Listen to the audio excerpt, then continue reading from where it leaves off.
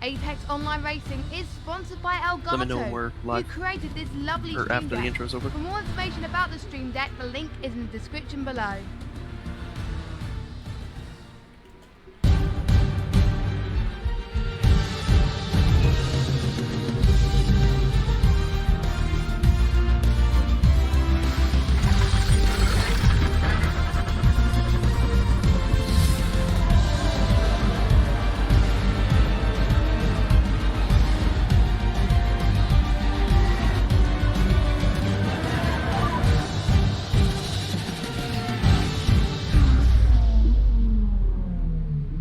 Hello everyone and welcome along to our live coverage of the Apex Online Racing GTE League's 11th season. So we've traveled up to beautiful Imola, Italy, right in the heart of the Italian countryside, and to the formidable challenge of the 4.9 kilometers of the Autodromo Internazionale Enzo Edino Ferrari. The first stop on the schedule for our AOR GTE competitors for an 80-minute dash through this beautiful historic countryside. Imola's looked much the same since 2007, sporting 17 turns that populate the 3.05 miles of circuit that has challenged some of the greatest teams and drivers in motorsport since its construction in 1953. We start our lap with the long sweeping left-hand run to turns 2, 3, 4 complex that makes up the Variante Tamburello, an area where you can make up several positions, but also where your day can rapidly take a turn for the worst. From there we make our way through the straight, leading our competitors to barrel through the left-hander at turn 5 and into the treacherous right-handed turn 6, also known as the Variante Villeneuve. Next we face the hairpin at turn 7 called Tosa, which sends drivers barreling back in the anti-clockwise direction on a course towards Piratella at turn 8. At this point, the drivers begin a downhill descent to the toughest part of the circuit, the Acque Minerali, which is made up by turns 9 and 10, barrel down through turn 9 and immediately slam the brakes to try to get slowed down before they're quickly catapulted back uphill to the short braking area before the Variante Alta chicane, which will be an epicenter for action throughout this race. As we approach the end of the lap, we encounter 2 consecutive 90-degree left-handers, turns 14 and 15, more commonly referred to as the Ravazza, which sends drivers back onto the long curved front stretch, which homes to turns 16 and 17, and conclude 4.9 kilometers of racing, and start another 4.9 kilometers anew. This is a lap that was made for heroes and legends, and we've already seen some of the greatest drivers to ever set their hands on a steering wheel succumb to the challenge that is Imola. We set the stage for the opening round of the Apex Online Racing's 11th season of its GTE iRacing League, just 50 miles east of the Ferrari factory in Maranello. So we may expect to see some strong performance out of the several 488 GTEs within today's field. Also worth noting is the track temperature and the time of day. We expect to see track temperature and grip levels of the track fluctuate as the sun slowly makes its way down behind the Italian horizon in the west. How could there be any more beautiful a backdrop for the start of a new year and a new season than the orange glow of the sunset beyond the Tosa hairpin at turn 7? As usual, this season will feature 3 classes: Pro, Pro-Am, and Am. This separates our competitors into groups based on speed and skill level. So we'll see 3 different fields filled with riveting competition and parity, and of course we'll have 3 different champions that will be crowned at season's end. My name is Braden Hill, and today I'll be joined in the booth by my co-commentator and producers, Nicholas Domino. We thank you for choosing to spend your Monday evening with us here on the official channel of Apex Online Racing, brought to you by our partners Hype Energy and Stream Deck. How you doing today? Well, hello. That was quite an intro. I was like, are you gonna breathe at any point? Well, yeah. Hello, and as you said, welcome to another season, another of these, really impactful, really high intensity races. We had just had, the couple of last seasons, and just incredible racing. So if people are just joining us from and haven't seen anything in here, it's gonna be special. I just wanna introduce you guys, especially new viewers, and maybe also return journeys who haven't really been, maybe have forgotten over our small break, that on the overlay, as you see, all the AM drivers will have blue backgrounds behind their numbers. Pro AMs will have green, and red will have the red is pro. We can also see it on the numbers on the side of the cars, where all the AM drivers will have number 3 in front, Pro AMs will have number 2, and pros will have number 1. But we don't have a skin pack this time, and that's due to some, last minute calling. But it's gonna be excited to be here. Indeed, and these drivers just starting the qualifying session. First out on track, of course, is the AM class, which you'll see highlighted on the left side of your screen in blue. These drivers also will have 3s in front of their numbers, as Nicholas mentioned. Currently, taking a look at Merlin Cooper, coming from V3 Racing Red. He, of course, is hailing from Austria. Yeah, Merlin is also one of the more experienced drivers in this league. He has been here for, well, as long as I can remember. So this is a driver who's not always the fastest, but really, really stable. So it's going to be interesting to see what he can do here, going into the first chicane here. That V3 Racing Red team is definitely going to be very strong with consistency in the AM class. That team made up of Stefan Komke, hailing from Finland, and Merlin Cooper, as we mentioned earlier. Currently at the top of the charts, Marcus Buehler, who currently has a 204.8 at the top of the board, that of course being his out lap. We won't see these drivers coming all the way around until just a few moments from now. Of course, they do cross that start-finish line when they come out of the pits, which means that iRacing does count their out lap as a lap, but we won't see their official times go down until they come back around for the second time. We'll expect to see times in the 1 minute 30 range, high 38s for the fastest of the field, and somewhere in the 40s for those at the softer end of the field. Oh yeah, definitely, and it's not always as big of a space, just one lap qualifying difference between the classes. We have had Mr. Van Eyck, who I don't think is actually here today, being in the AM class, being P2 overall at Silverstone a couple of seasons ago. So sometimes we do see different mixes between the classes, and that's also one of the things that really makes this interesting, because you don't have to yield to somebody else. As we just have car number 307 on pole. Names. I'm not gonna mention these. Some of them are just horrible names. Jan Calmet. Jan Calmet. Yeah. See, I'm gonna let you try first, and then I'm gonna see if I can. Yeah.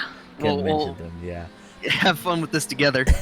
So do excuse us if we do butcher anyone's names. We'll figure it out as the season goes along, and get familiar with the liveries, get familiar with the names of the teams, and be able to feature these guys who are some of the finest drivers in sim racing.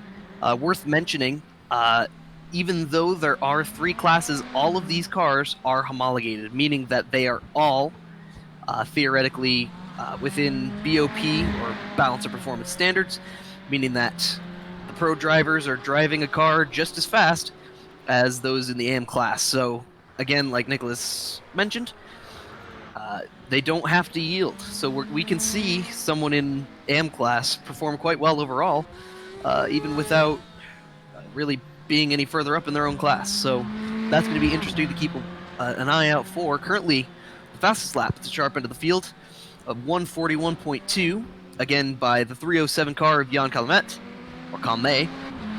That's currently at 141.2. He's about to come across the line for his second timed lap. We'll see if he goes any faster. Of course, his fastest lap in practice was a 140.6, and he was momentarily bumped off the top by Falco Verkamp, who ran a 140.9, as Jan Calme will come into the pits after his second hot lap, gonna stick with a 140.6 as his fastest lap.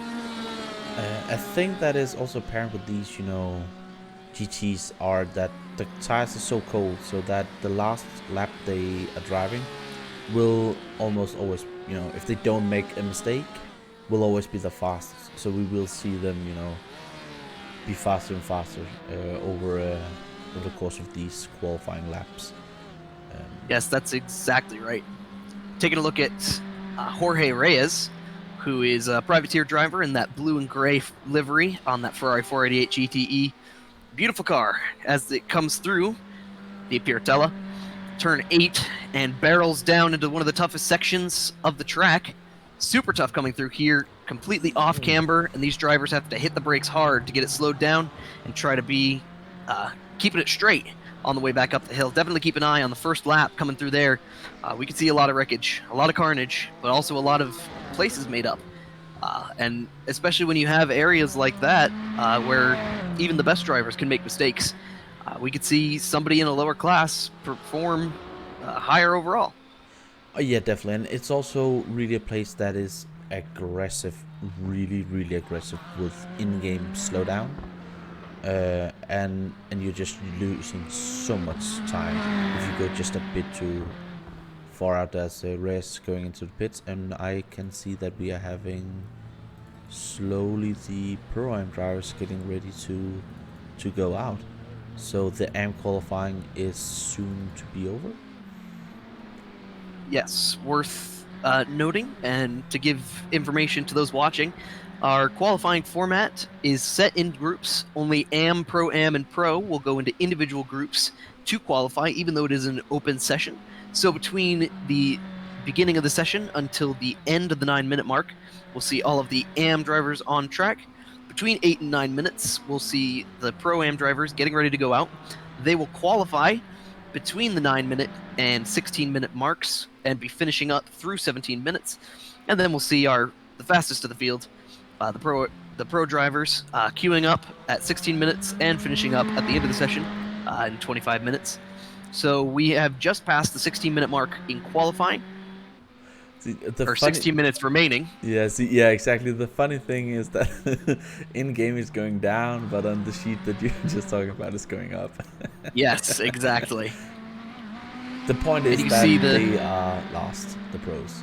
As, yes. Pontecorvi is just coming around to finish his last lap. He's P7 at the moment. Is he gonna improve? Yeah, P2. Damn. Yes, P2 with 1 minute 40.765. Just barely 3/100ths of a second faster than third place Daniele Mamano in that 339 Ferrari. And that looks like that will be the last of the runners. Looks like actually we might have Steve Olden in that privateer BMW, the driver hailing from Britain. He looks to be really, really slow out of the pits, so I don't know if he might have gone out too late or something. He is just done. He may have. Looks like he's coming through the Ravazza, meaning he will be coming back around to the start-finish line shortly. So we should be seeing our Pro-Am driver starting to come out here. But let's have a little bit of a rundown of the AM qualifying so far. On pole, Jan Calmet, who will be sitting on his lap time of a 140.6. Following him, 364 of Alessandro Pontecorvi. And third place in class, Daniele Mamano. Again, these are currently overall top times, though we do expect to see faster times from the higher classes. Though we could see a solid mix, so definitely going to be, those drivers are going to have to be aware of their surroundings, because when you see those markers, that 3 in front of the number, I'm sure that'll make the pro drivers a little bit nervous. Yeah, and they sometimes it's just down to braking points and 1 or 2 corners on the track that really is the difference. Second difference. I know that the reverse chicane here is definitely where time is different between the classes. But one thing that I want to point out, I've just been looking at the Lasse Sorensen going in, that there were quite a gaggle of cars, so they haven't really been able to heat up their tires as they probably wanted to. So it's going to be interesting to see if some of the Pro-Am drivers might be losing out here a bit. Yes, we could see, and worth noting, the sun is actually going down. You can see as it sets in the west over the Tosa hairpin, turn 7, the west of the track. The temperature of the track going to go down significantly, meaning that the grip levels should theoretically be going up as this qualifying session goes on, which will give a slight advantage to those Pro-Am and Pro drivers who will theoretically have better times, better grip in the track than those who had to go out first. Of course, you also have to account for rubber going down.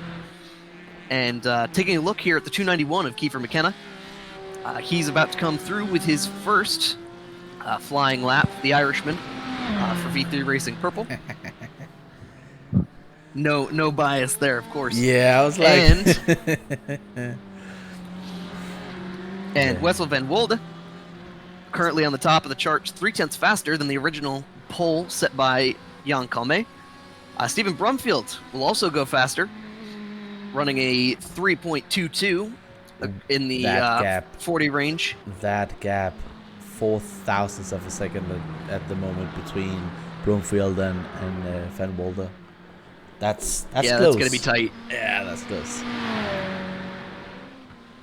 And you could definitely see similar speed between teams. Of course, V3 Racing currently holding 2 of the top 3 spots. And interesting to note, only 3 Pro-Am drivers have actually gone faster than the Am drivers so far. That, of course, being Van Wolde of Rumfield and McKenna. As we have a spin from the current pole sitter, the Team Shamu entry, that Ferrari pulling off to the side on the exit of the Variante Alta. But he's going very slow into it as well. Looks like about 3 cars altogether right there. As Brumfield has gone fastest now, breaking the first to break into the 39-second bracket with a 39.782. Of course, in practice, the fastest lap we saw was, in fact, from Rainer Talvar, a pro driver who ran a 38.7. So we should see these drivers slowly working their way down, lower and lower into the 39 and soon 38 second range. The 271 of Don Alpel, who's run a 39.797, another really tight and that's, gap, only 15 hundredths of a second. And that's just what, this league is all about. We have these small gaps between all the cars. It's ridiculous a lot of the times when you just have these small gaps where there's like 15 thousandths of a second between each cars. We had that at one point where the top 10 cars were between 20,000 intervals. It was just ridiculous.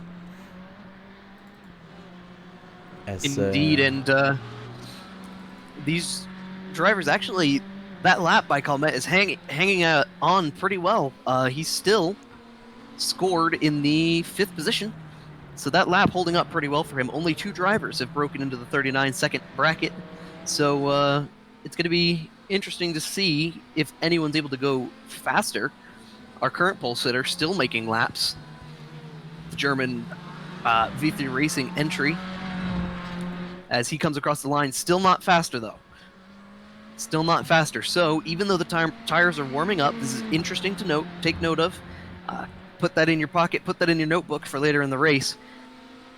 Warmer tires does not necessarily equate to more speed, because these drivers have to be incredibly accurate. This iRacing tire model definitely does not leave any room for error whatsoever.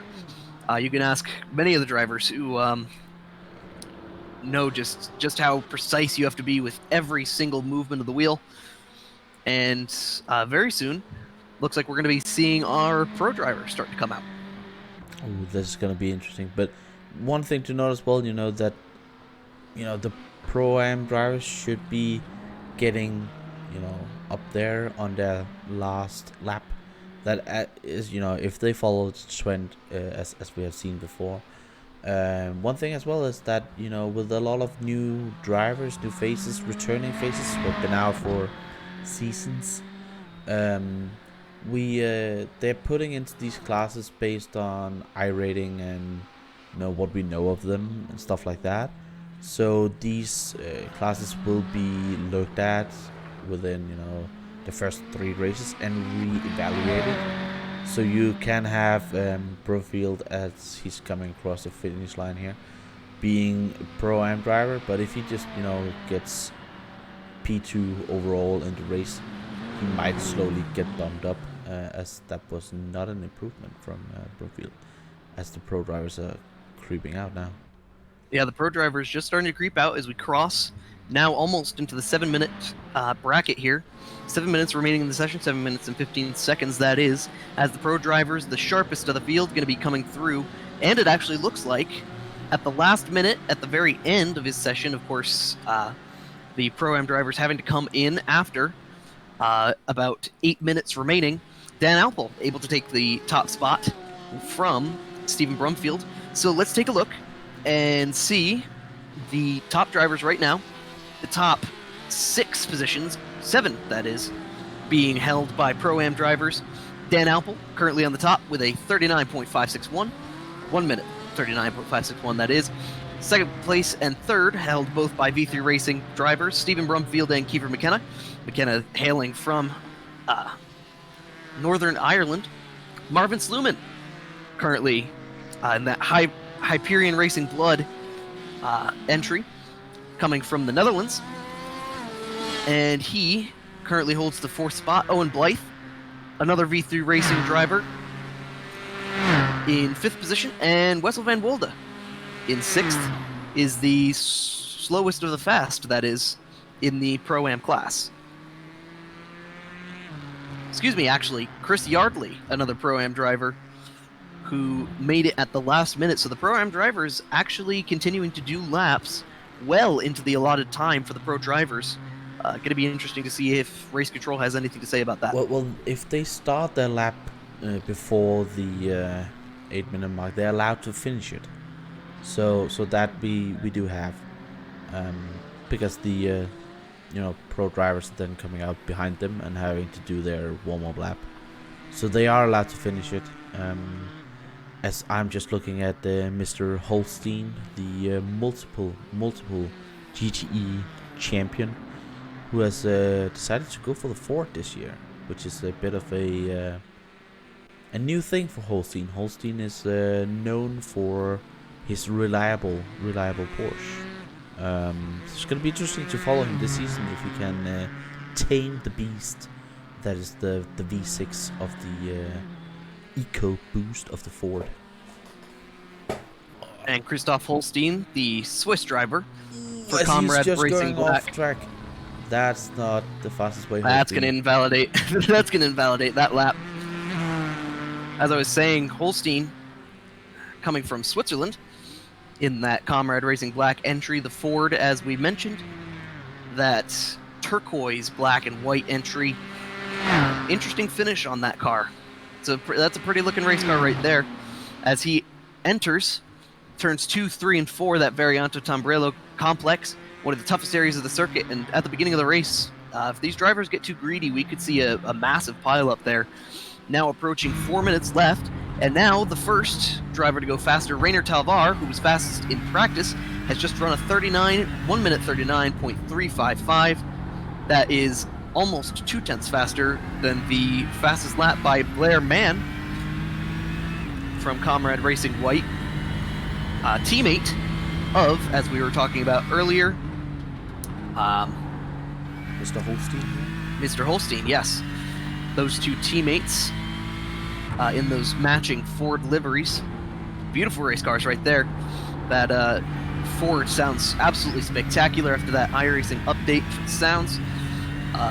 Definitely worth it just for the sounds, I'd say that car is. Yeah, now well, you can see... well, it's it's a mixed bag. I commentated last season with Mr. King Kodiak, and he was not a fan. Interesting. It is an acquired taste, I would say, because it's a unique sound, but I really like it, especially when they're coming through the pits. That's, oh my god, that's amazing.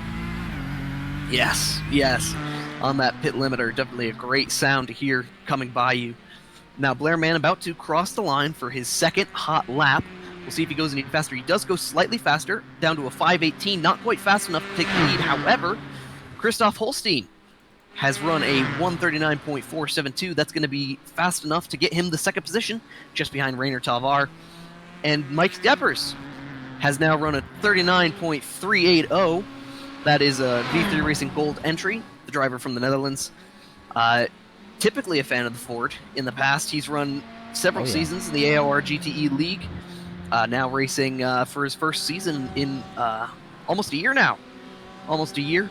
Yeah, he is. That V3 Racing Ferrari. Oh, that's looking good. I was just looking on. I was looking at Holstein's lap.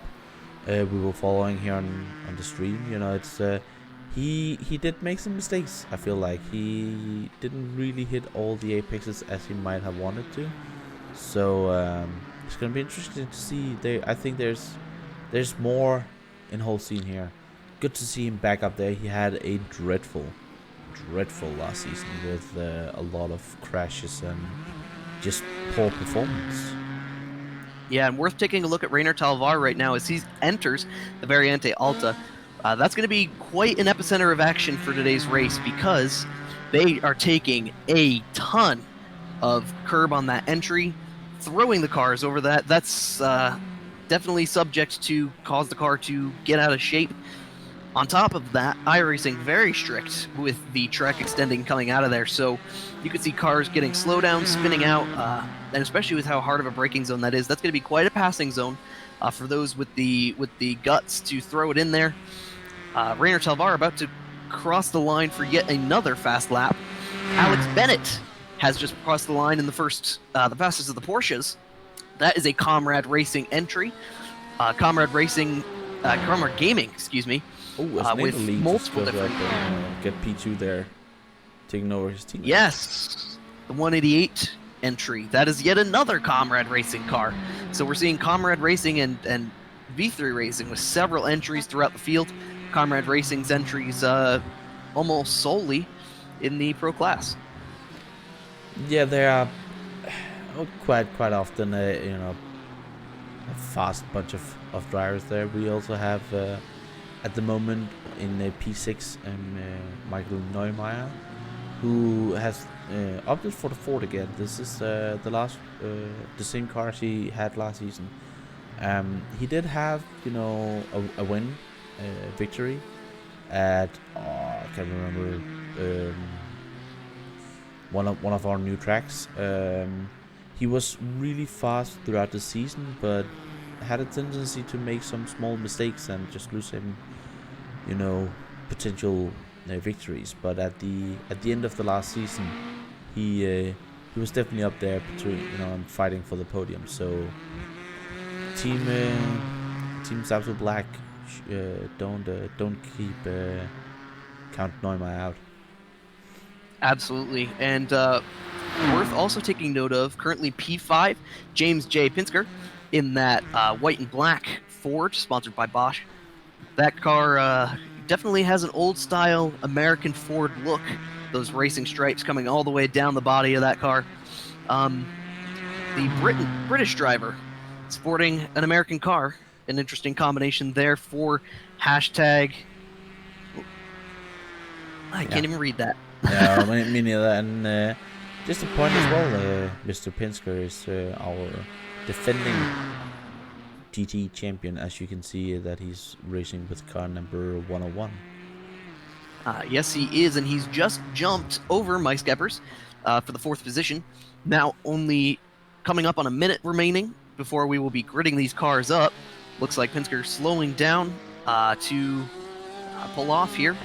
So he is done. He's going to stick with that 139.1. And the only single driver to break into the 38-second range, our pole sitter, Rainer Talvar, in that Ford for Radicals Online Racing. Asger Hepsgard is just finishing his lap here. Let's see. He's improving. Yeah. Oh, as he crashes that car. Let's have a look at the grid then. As we can see. So, sitting on today's pole, we're going to have Rainer Talvar, the driver from Estonia, with a 138.675, followed by that 188 car with a 139.041. Blair Mann will follow him in the third position, alongside James J. Pinsker. In the third row, we'll have Mike Skeppers and Christoph Holstein.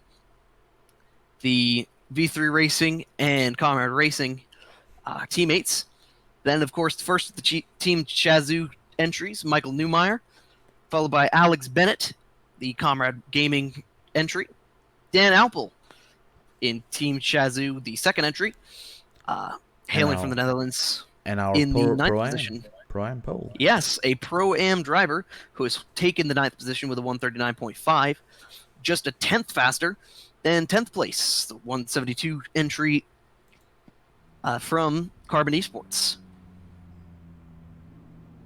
Then in the sixth row, we'll see Isaac Jane alongside the V3 Racing purple entry. Just behind him, yet another of the V3 Racing entries. Oh, excuse me, no.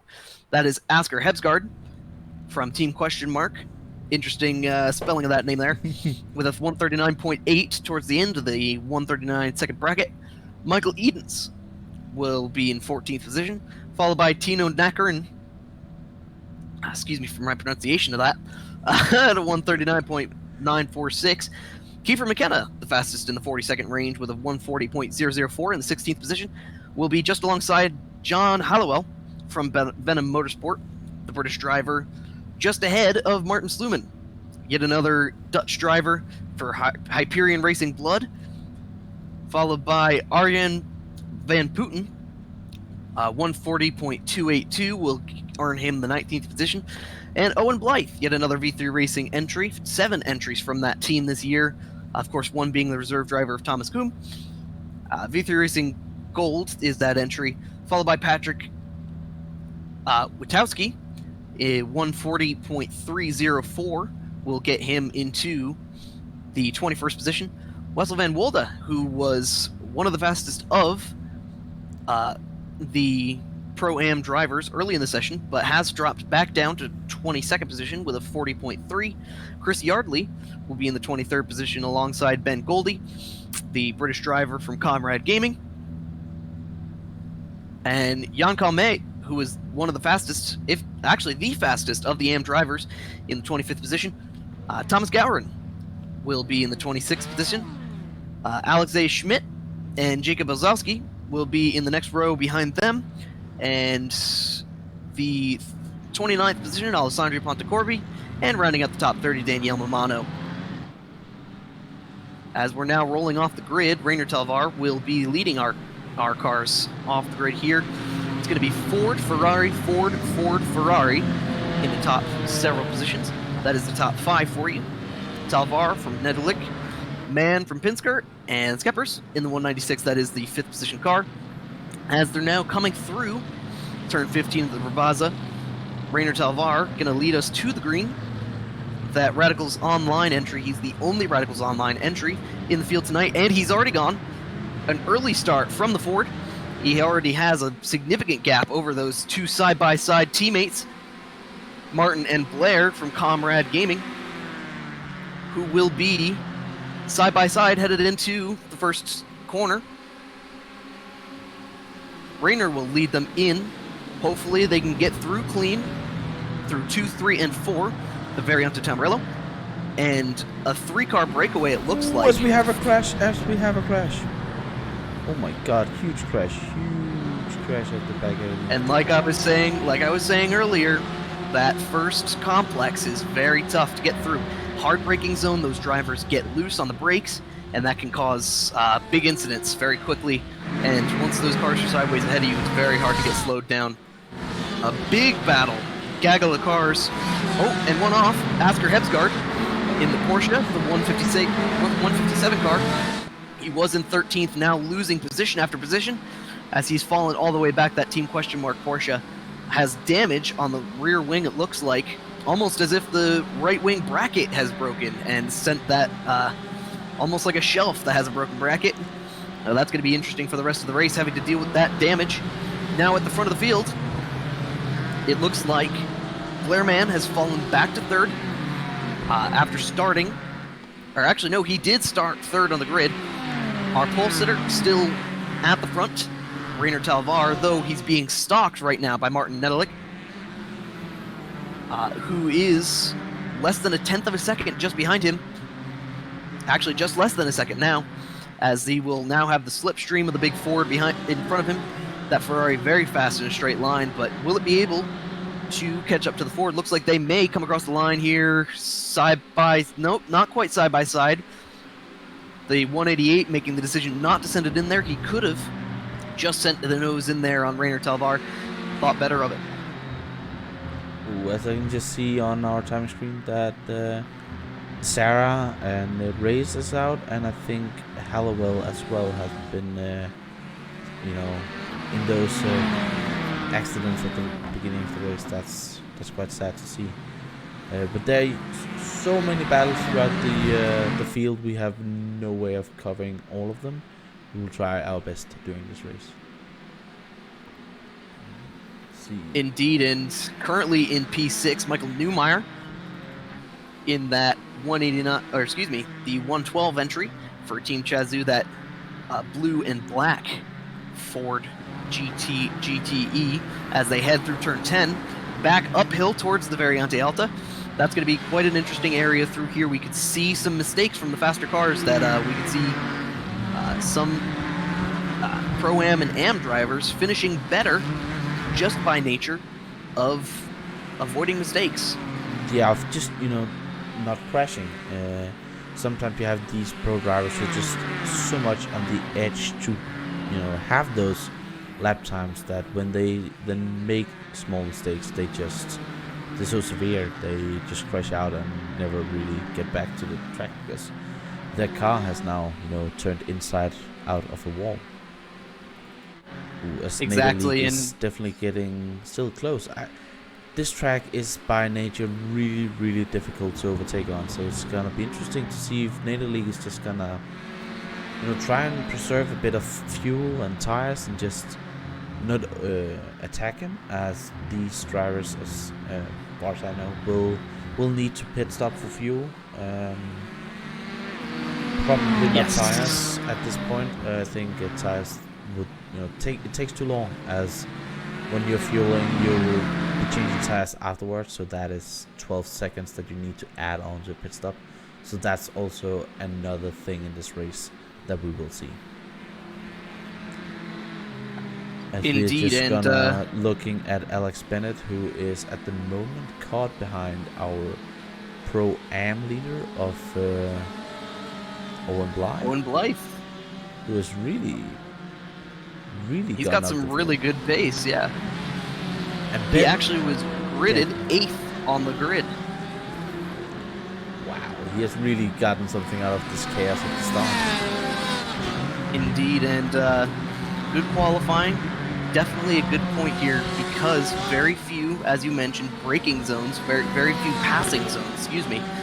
Great passing zones. Look like Owen gonna be courteous and let that pro driver by. Alex Bennett in the 111 Comrade Gaming Black entry. That is the Porsche 911 GTE, the RSR. For me, it looked like I think he might have gotten a slowdown, maybe even though. Potentially on the exit of the Variante Alta. That was quite an aggressive, you know, led by, and he's trying to get past. Well, now take a look at Owen under attack for the Pro-Am lead. We have changed for position in Pro-Am. Patrick Witowski in the 123 Porsche will take the lead in Carbon Esports from the V3 Racing entry of Owen Blythe. So that mistake, or whatever it was that led Owen to let Alex Bennett by, also has cost him the lead in Pro-Am.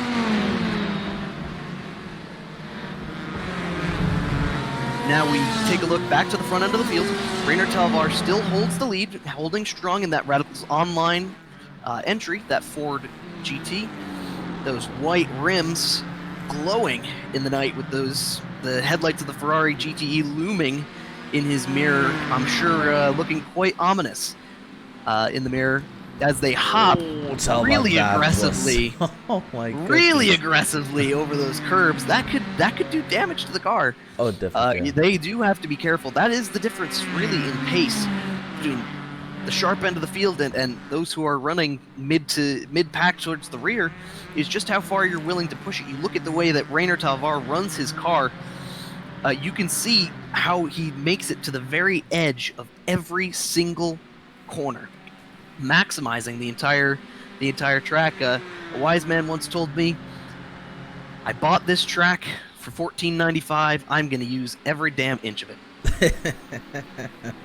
Yeah, that's a good thing. It's, you know, really expensive some of these tracks. But what Reyna's jumping over curbs really comes down to is, you know, cojones. Because you really need some to get through there. I will then also say, if these were real cars, he would probably, you know, have a bit hurt cojones at this point, because that was quite a jump. As the battle for P2 is definitely heating up, with Shepard and Blair Man getting really close to each other, and Nader League looking to be a bit of, you know, stop clause in this battle here. It's gonna be interesting to see if Nader League is gonna defend that one, or if Blair Man has to pace it over him. Yeah, it looks like Blair Man just holding on behind him. Rainer Talvar starting to pull out a gap of just over a second now. Mike Skeppers rounding out that 3-car battle for P2 in that Ferrari. And worth noting, there's only 1 or 2 BMWs in this entire field, and only just a handful more Porsches. So it seems pretty clear by the car choice this season that the Ferraris and the Fords are the strongest of the field. As you can see, if you look real closely, the brake rotors on the front of that Ferrari of Mike Skeppers glowing as he barrels into the Ravazza. And now that battle for second will make its way down the front straightaway and back into the 234 complex that makes up Variante Tamburello. Now, to take a look back at that battle for the Pro-Am lead, Owen Blythe has taken it back from Witowski. Actually, Witowski is a pro driver. Yeah, I was so about Owen to say going that. back and forth with him. So please excuse my error there. I was thinking that Witowski was yet another of the Pro-Am drivers. Owen Blythe, really strong. Now able to take that lead back. Sorry, I'm just as our Pro-Am leader, our AM leader has just been in a huge accident, Mr. Jan Conrad. Let me just see if I can go back. I will just see what is happening here. Oh, is that a touch? Oh, yeah, one of the Pro-Am drivers just completely destroying him into and pushing him into the barrier, as we see here. And another car was flying behind him, so that's that gotta be so bittersweet, having led the AM field and is now a bit behind there. And now in the grass. Yeah, that was a hard hit. That, if you look at that Ferrari is it's not a happy Ferrari. Yeah, that rear wing is just saying it all. It's hanging down. It's quite sad. Quite sad. To have a little bit of an update on the recovery of Asger Hebsgaard, who was punted off the racetrack for lack of really a lighter term in turn 7 at Tosa. He's still back in 33rd position in a gaggle of he nearly has contact with the rejoining Pontekovi, Arjan Van Putten. No, Pontekovi, who was off track in the Raptor Racing car as oh no, you're right. They're yep, going 3 wide. Wide. Oh my god, guys. Be sensible. Someone's going to have to pull out. And it looks like it will be Asger Hebsgaard, who is the most sensible of the group, to just let those cars by, though on the flash button you can see his frustration continuing to fall back with that rear wing damage. That could As potentially be our causing his... Pro-Am leader has just been off the track as well. Oh, and why? As we were talking about, oh, that was a solo accident going off. But he has the fortune of having been ahead of a few pro cars. So the second place car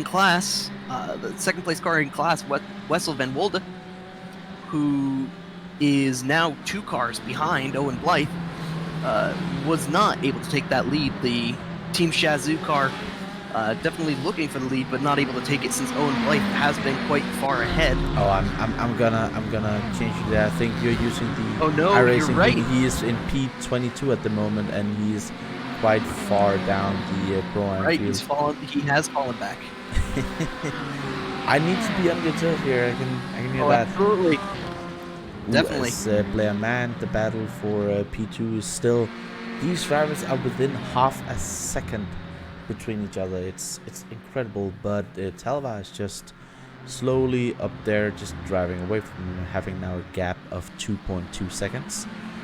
And let's just have a look at Mr. Bennett, Alex Bennett, who has been stuck behind before the Pro-Ams, and it's gonna be interesting if he can get past Azeyan, as he's really close. Alex Bennett is one of the drivers. Yeah, he's one of the drivers we, know and has really driven quite a lot in iRacing, and he's really fast driver. He just tend to sometimes have a bad qualifying and getting stuck behind some of these slower drivers. And track position definitely key in this race with how difficult it is to pass Isaac Ying in that Angry Birds themed livery, the Ford GTE, the 181 privateer entry, that is. Possibly contact in the Pro-Am area.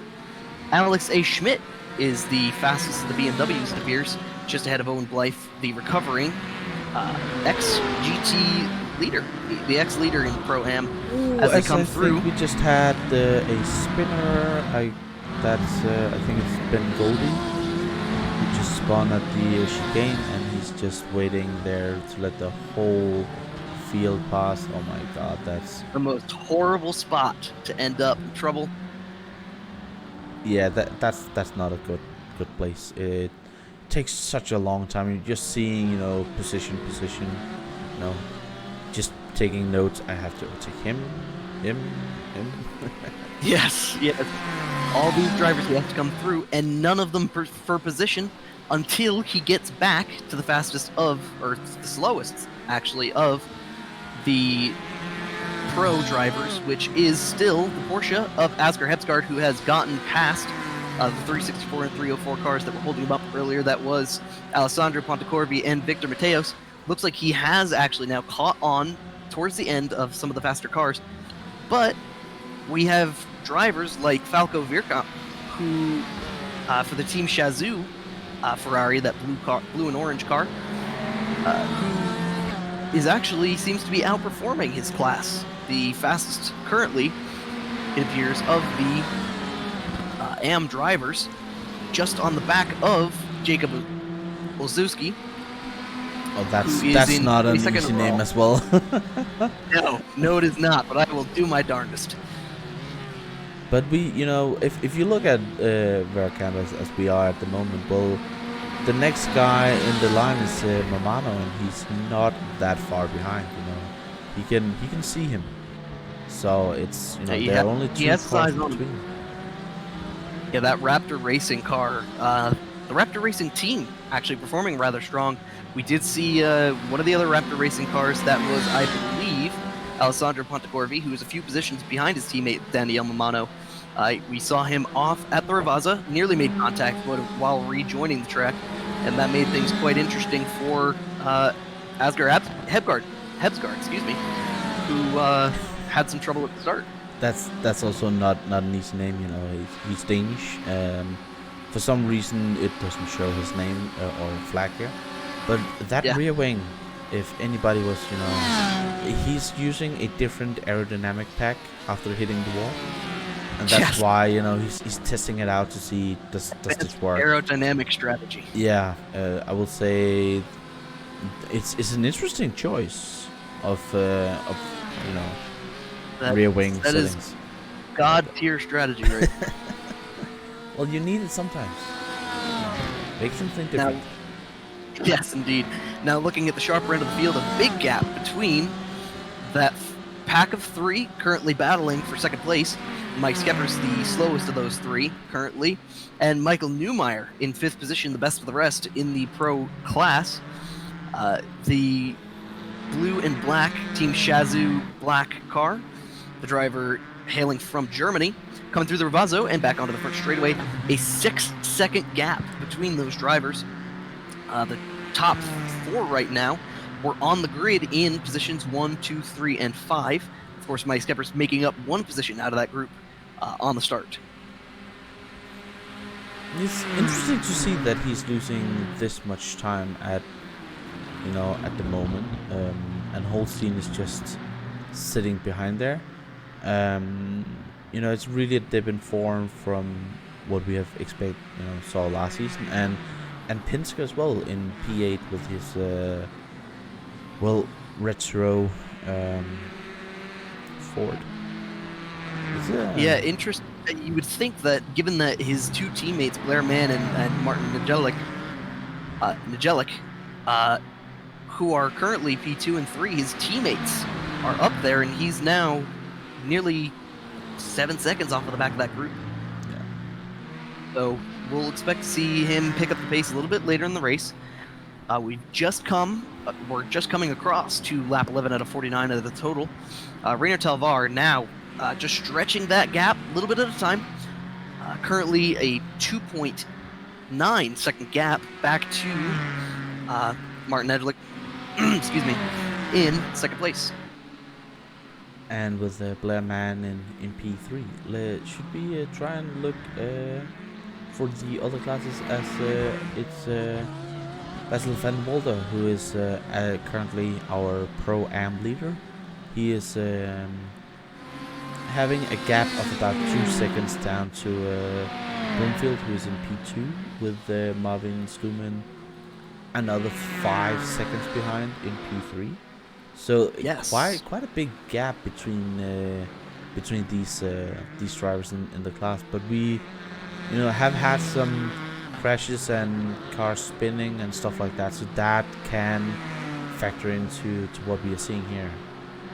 Our cars. top 3 in the AM class is Falco Verkamp, who I believe is new to the league actually. So good to see newcomers performing well. We always like that, and just like seeing new drivers and getting the community bigger and bigger, as Mamano is still within touching distance, but but not right there in P2, and then I think it's Pontecorvo who's in P3, so there's also quite a big gap between the top 3 now. And also, to take a look at our retirements so far, Thomas Sainta in the 317 orange mechanic liveried Porsche is the first of the cars, the fastest or furthest up of the cars that have retired. Dan Alpel, who we saw have great speed in qualifying 9th overall despite being in the Pro-Am class. John Hallowell, P46, currently 11 laps off the pace, as well as Jorge Reyes, that privateer number 377 car in the 47th position, and Sarah Dove, it doesn't look like, took the green flag. Sarah has had some issues with actually getting iRacing to start up.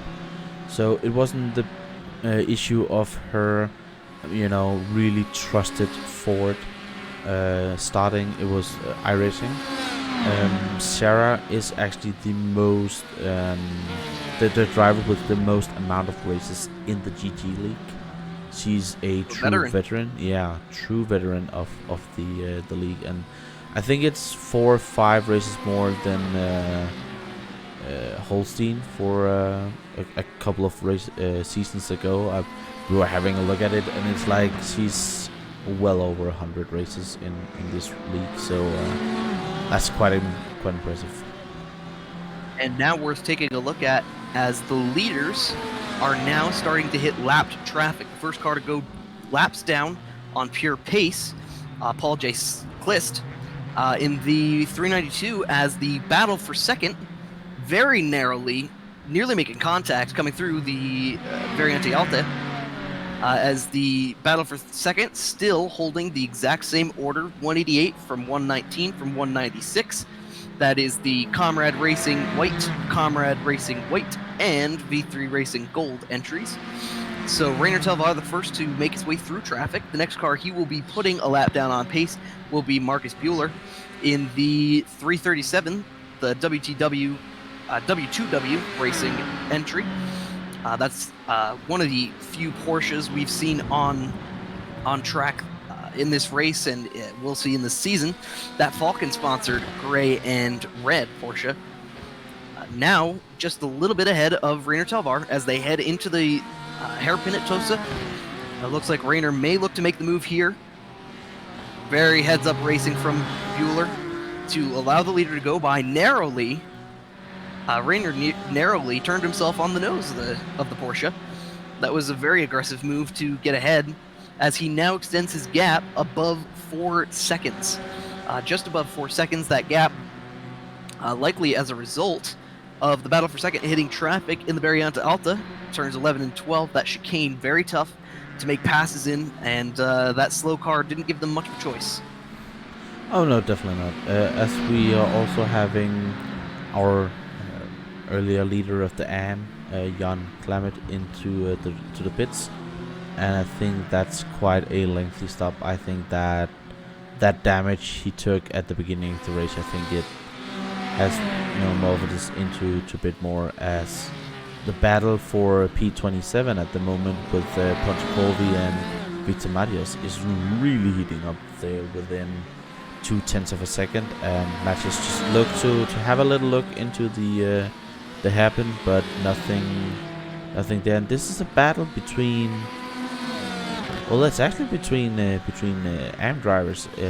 Matias has been pro AM driver the last couple of seasons, but he's struggled to have the pace up there.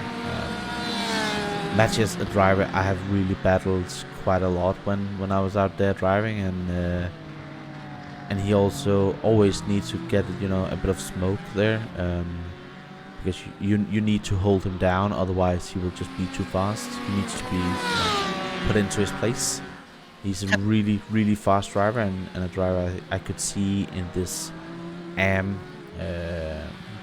battle for the championship, even with his speed. So we have a gaggle of cars in a battle in the Pro-Am class, starting in P16, the battle for P16 between Martin Sluman, Chris Yardley, and Philip Schiff. Currently, Marvin Sluman leading that group, the Hyperion Racing Ford, the purple and white entry. Currently leads that group, but looks like Chris Yardley going to make a move up to the inside of Philip Schiff. Schiff goes wide in that Hyperion Racing BMW, one of the few BMWs in the field. Reverse there. Schiff is in the Shazoo. Me. Yeah, and Yardley is Zazu. Yes, Shazoo. My bad. So Schiff able to get the pass on Chris Yardley in the BMW. So the Ferrari flexing its muscles as they come through turn 10 and head back up through towards the Variante Alta. The lights have come on for quite a bit now. Of course, we started this session late in the afternoon. The sun has set in the west, and the visibility getting lower and lower and lower for these drivers, as now Philip Schiff setting his eyes upon Marvin Sluman, his next target, the 16th place runner, and just ahead of him, well, not just ahead of him, a pretty significant gap, nearly 10 seconds up to Stephen Brumfield in 15th position, who is currently the second place runner overall in Pro-Am, just behind Wessel van Wolde in the Team Shazoo entry. As Alex Smith is looking really to try and overtake Yardley, and I think Yardley might have just said, well, yeah, take that one, I don't need you to be that close. Yardley's a driver who drives for the end of the race and not the middle of the race. Well, key is you can't finish a race with a car that don't drive.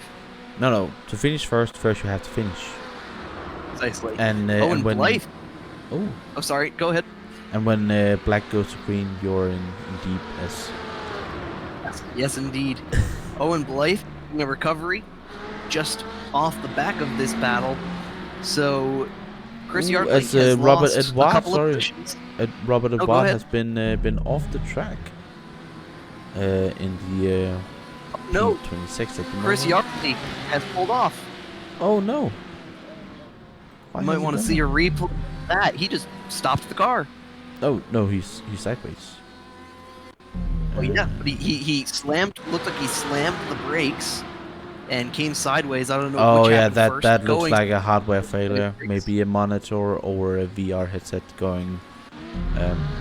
Now Bye-bye. rejoins the track, staying off to the right, allowing all these drivers to go past him.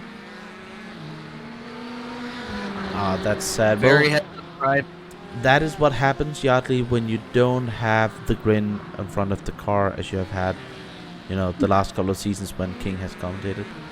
It's Of course. it's down to not having that grin on in the car, as I think Alex Bennett is our first proper pit stop driver. He's trying to maybe do a bit of an undercut, try and Battle in do something Pro-Am. different here. Battle in Pro-Am between Marvin Sluman and Philip Schiff. They've gotten very close together. Philip tried to make a move through the 234 complex there. Now he's looking to the inside, showing the nose. Not able to quite throw it in there, but making his presence very much known to the forward of Marvin Sluman. That is, of course, the battle for third place in class. The Hyperion Racing 4 currently has it, and the Team Shazoo Ferrari wants it. Schiff is a driver we have seen in the past. He's really, really quick on a good day, but he's also a driver that tends to have his head under his arm when he's driving and can't really see what is going on. As they are coming up to lap traffic, I think. Yes, Oh, that's Paul J. Clips. Not a good place to catch him. This is the second time between all three. Oh my! They've all goodness. had a bit of an accordion effect behind that number 392 car, the Year 1 Racing entry. Not doing well tonight. First he was off the pace. Now he's holding up this battle for third in class. We did see him holding up the battle for second overall. Oh, and it looks like we've had an issue for... Oh, wait, no. That Mike might Shippers just be a pit stop. Mike Might is just in be the a pit pits. stop. Mike is in the pit. Yep. He has pitted from third in that group. And Meanwhile, Smith the as top well. three have stayed out. Schmidt as well. So, Yeah. the question is, will he be able to get clean track in front of him and be able to make up time on Blairman and Martin, excuse me, Jedlick, who were just ahead of him? That was a very close battle, so if he can get some clean track ahead of him, lay down some really good laps, and we could see him try to leapfrog those two cars that were ahead of him. Yeah, and as well as we talked about, position around here is just so crucial. It's not really a track where we'll see a lot of overtakes. It just, doesn't work for that. Drivers need to drive smart. You need to drive with your head and your bum to feel, not taking the tires off completely, or maybe fueling, as Nader League is actually pitting, and now we will see if he's getting if he can get out ahead of Shippers. Talva is a driver we know in the past have had issues of eating tires like a pregnant woman in a chocolate factory. So it's just we have seen him lose races on that actually. It's gonna be interesting to see as well. We're seeing a race for 29th. Kiefer McKenna currently holds it. Ben Goldie was wanting it, nearly made a move on him, as it was Kiefer McKenna who was letting Alex Bennett by after that pit stop, it looks like. So pits cycling through right now. We've now seen the third place car come into the pits. As the 188 Nader League car. is leaving the pits, and where do we have? Sippers, he is coming down the start finish straight. I think I think he'll make a pass. Yeah, I think he may try to pass here. No, League was in front. Shepard's A little bit behind more, him. bit bigger of a gap. Now they're right on top of each other, so we'll see. I don't think they've taken tires, only fuel. Will Skeppers make the move? He's to the inside, nearly 3 wide with that lapped car. That lapped car is, again, that was Paul J. Clist, who has been in the way, and Mike Skeppers able to make the pass by using Paul as a pick, so to speak. The 392 car getting in the way, and that is huge because now Skeppers has free track in front of him to try to keep doing good laps to try and do the same thing to Blair Mann. I think... What's happened here? Oh, Raymond So Skeppers has overtaken Nedelik. Yeah, now he has just on track, as we just saw that before. And Nedelik, now, I think, is really fuming in there because, you know, that had to have been frustrating. You could see him hitting the flash button.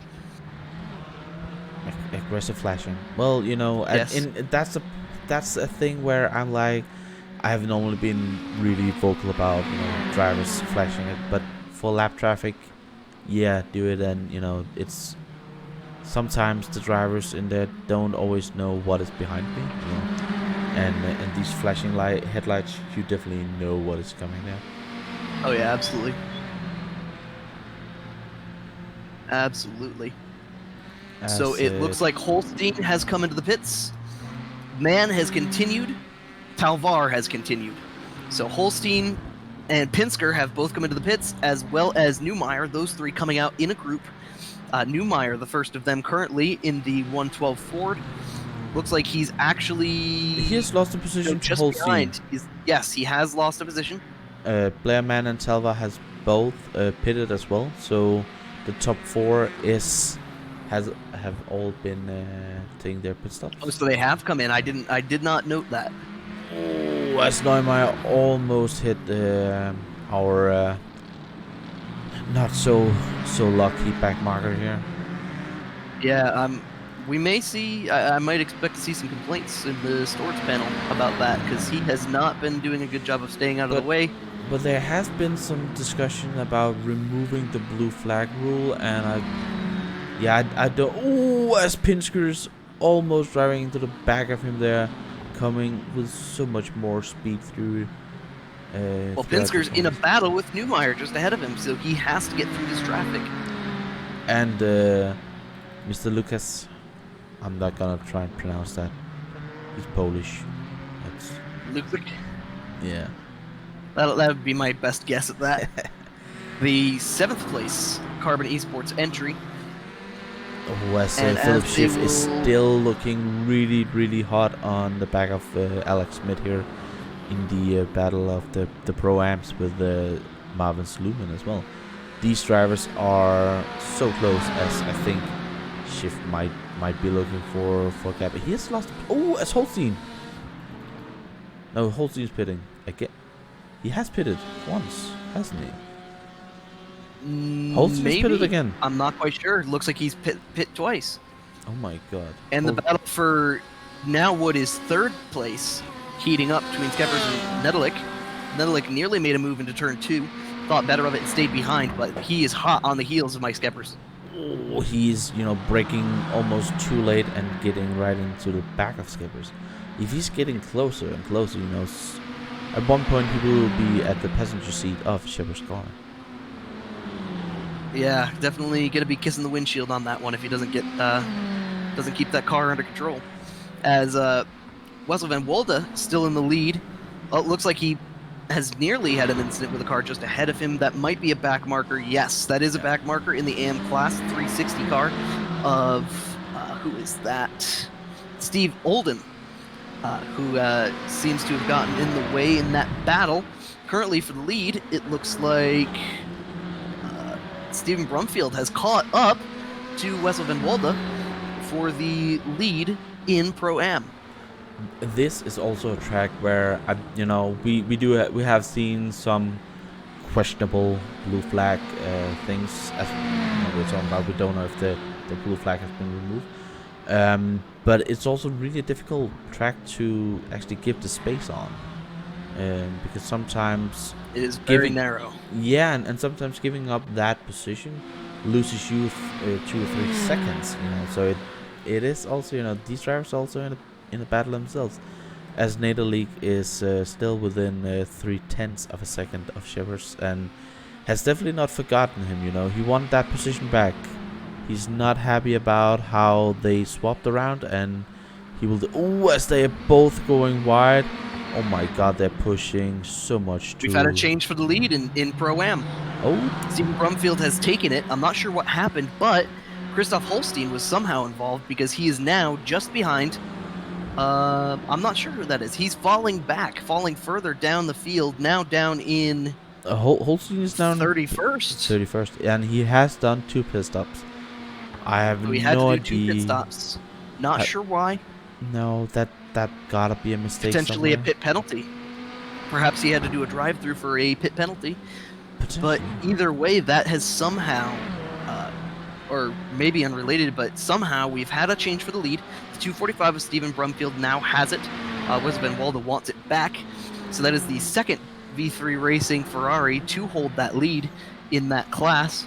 To update on the battle for third, the third place position currently held by Mike Skeppers, the Dutch driver, who now holds it, gapping just the tiniest bit ahead of the 188 behind him. That is Comrade Racing White against V3 Racing Gold.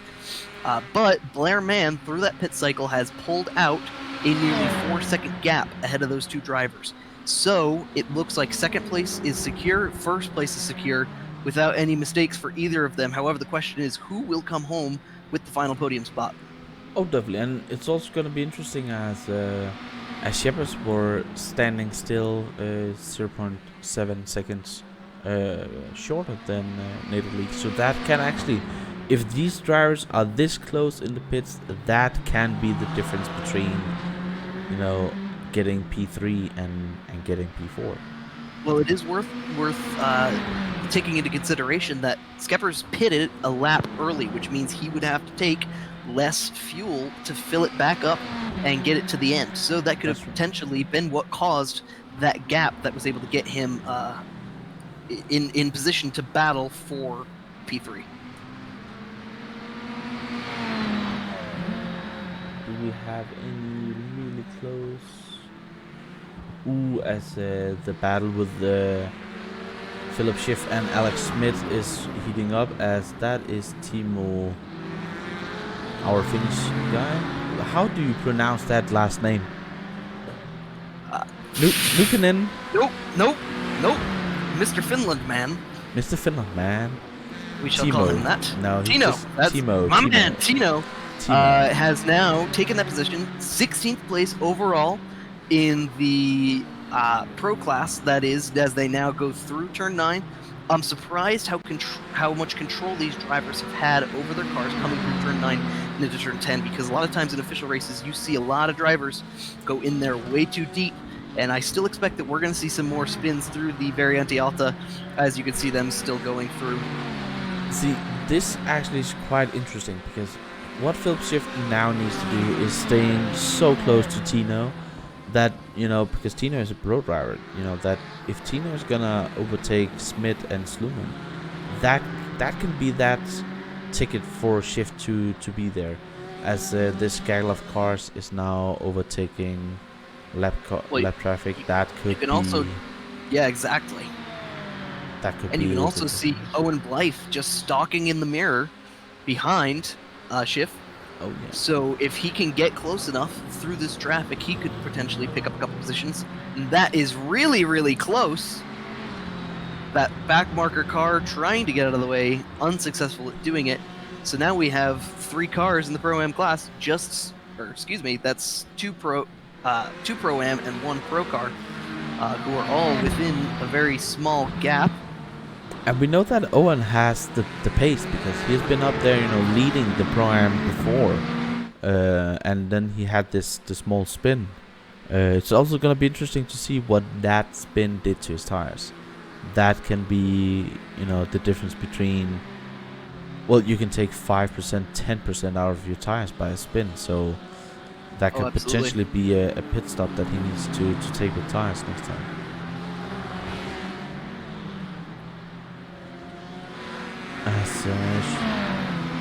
As an update for our where is our leader? He's Falco, who is still leading the AM class, and with it's quite a margin at the moment, down to my main man Victor Mathios, who is, well, that's, well, almost, what would that be, 20-25 seconds behind. And then we have Daniel Mamano in P3, also with you know, almost 10 seconds behind. So the AM field is really spread out, and that's the thing that you tend to see in the AM fields. You tend to see them spreading out because it comes down to how many times that the pro-am or pro drivers they have to, you know, just really make some shitty moves and just crash out and then come in and mix up into the battles. So a lot of the time AM drivers is just getting that consistent lap times going. The faster you can get into that groove, the better your chances are to be up there, as Victor Mathias, I think, just got passed by McCarran. And also at this point in the race, especially going off of what you were saying about AM being so spread out, we're now 45 minutes into the race, so 5 minutes past halfway here, 80 minutes the total distance, and now we're in 20 minutes. So we're seeing a mix of cars who are on the lead lap and going laps down, and when you're being passed by faster traffic, that will often cause you to be spread out between other cars. We've seen a lot of battles close up very rapidly in the higher classes because of traffic slowing them down, but it seems for the slower classes it actually spreads them out. Yeah, but this is also where, you know, just experience by driving this particular amount of time is crucial. Newcomers sometimes have a bit of an issue adjusting to this length, because when they are practicing in the normal races, you know, it's what, an hour, and if you're doing an endurance race, you also only really in the car for an hour stuff.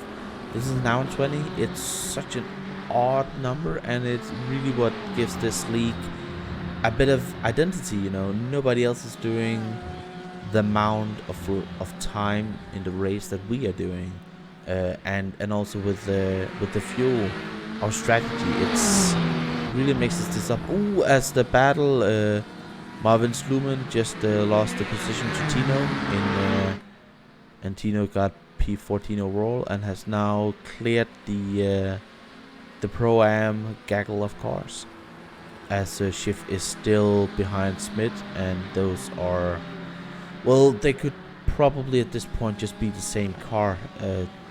That's just how close these two drivers have been the whole race. Well, there's also another close battle on tracks for 6th and 7th overall, and in pro class. Luksic in the Carbon Esports Ferrari, currently leading Pinsker in the Ford just behind. That battle has been getting close. Looks like Luksic a little bit faster in the earlier sectors of the track, able to pull out as they head towards the turn 5-6 complex. Alex Bennett, a pretty significant gap behind to him. However, Neumeier is only just a couple seconds, or even less than that, just under 2 seconds ahead of the battle for 6th and 7th. So we could see that battle for 5th overall start to close up pretty significantly. The battle for 3rd still stands as it was before. Mike Skepper still leading Martin in that 188 Ferrari. Ferrari against Ferrari, mano a mano there as they go through the Variante Alta. Ooh, as I think Italy got a bit wide there. Yeah, it's going to be interesting. As we also have, we do have incident limits. I think it's 18 for a drive-through, and I think it's 24 for disqualification. don't quote me on that, but we up there, and just to, drivers who are close to that limit at the moment is Matthias Lucas in P6, and as well with Isaac Jan in P11, he has 16. So there are a couple of drivers out there who has quite a lot of incidents on the board, and that drive-through penalty is just a horrible thing, because you let's be Sørensen is. Well, we have a four-car battle. We have a four-car battle here. Martin Sluman leads it in P15 overall. This is and he's off track. Off track for Sluman. He's going to lose 2 positions. Alex Schmidt. Oh, he's going to lose 3. He's going to lose 3. Him. May lose 3. Now under attack from Owen Blythe as they come down the front straightaway. Well, the not so straight front straightaways. Blythe able to edge him out as he just went wide, coming through the Ravaza. Now Blythe able to make up a position. He's going to set his sights on Schiff. He was just behind him. Schiff and Schmidt very close together. The 299 from the 276. BMW in front of Ferrari with another Ferrari just behind. And then Marvin Sluman, the big loser there, who in his Hyperion Racing Blood Ford was almost pushed off the track by Philip Schiff as he came by. Owen Blythe rapidly catching on to the back of that 2-car battle for 15th overall, which is actually for the podium in class. So BMW currently on the podium in the Pro-Am class. Well, who said that car wasn't fast? It's such a beast, it's so big. It is the big boy. Just a little fun fact is that it's actually the lightest of them all. Has the smallest engine as well. And he's sideways. Big sideways moment for Alex Schmidt, as Schiff will move to the inside to the driver's right-hand side as they go downhill into the Ravaza. Schmidt will concede. Now Blythe just behind. He will be the next to set his eyes on Schmidt for that position, but Schiff able to make up several positions. He will now hold the class, the bottom of the class podium. Also, we've just seen that a driver that we were seeing in the way quite a bit, unfortunately, Paul J. Klist, has been disqualified. Oh. He's currently scored 39th, 4 laps off of the pace. Bly was just really close to try and see if he could get then Smith, but Smith just positioned his car where he's like, you can't get past here. If you're gonna get past, you're crazy, man. Well, it even looks like yes, exactly. But it also looks like Schmidt is starting to catch back up to Schiff. Maybe Schiff wasn't quite faster than Schmidt by enough of a margin that he's not quite pulling away. So that's still a 3-car battle for the 3rd position in class. Blythe, though, definitely looks like he has the pace to be faster than Schmidt. It's just a question of finding a good place to get past that double wide booty of that BMW M8 GTE. Yeah, that's an XL size. As we also have Van Pooten and Onhot. Gas. Blythe might make a move. Ooh, somebody Very is close. off there. Who was that going off the track? Oh, nearly contact. Blythe nearly hit him. Marvin Sluman, excuse me, in the Hyperion Ford, trying to recover after that mistake that lost him 3 positions. Blythe very nearly made contact. It was our Finnish guy, Tino. Oh, really? Really? Our favorite name to pronounce in the entire series. Yeah. No, I'm gonna try it. It's gonna be Nakonen. There you go. That'll do. Yeah, Nakonen. Ooh, as this battle for 3rd overall is still super close as well. But this is definitely the battle to keep your eyes on, because just ahead of them on track by about 10 seconds, it looks like, is 2nd place overall Wessel van Wolde, and just 5 seconds ahead of him is Stephen Brumfield in the 245 V3 Racing purple car. So this could be, with now just under 30 minutes left in the race. These drivers still have the potential to improve their position on the podium, even if they get into it. Just to correct you, it is P2 in class and not overall. Ooh, Shepard is off in class. or pitted. Shepard is pitted. Now we will get the So second round of pit stop. Yeah, these drivers, it's doing it on one stop. You need to kind of save fuel. It's super close. It's like you need to save like 3 laps of fuel to do it as a one stop. And sometimes on some tracks, it sways in that it's easier to do a one stop. On some tracks, it's just Blythe is making a move. Schmidt blocking. Blythe nearly in the grass to try to make that move on Alex Schmidt.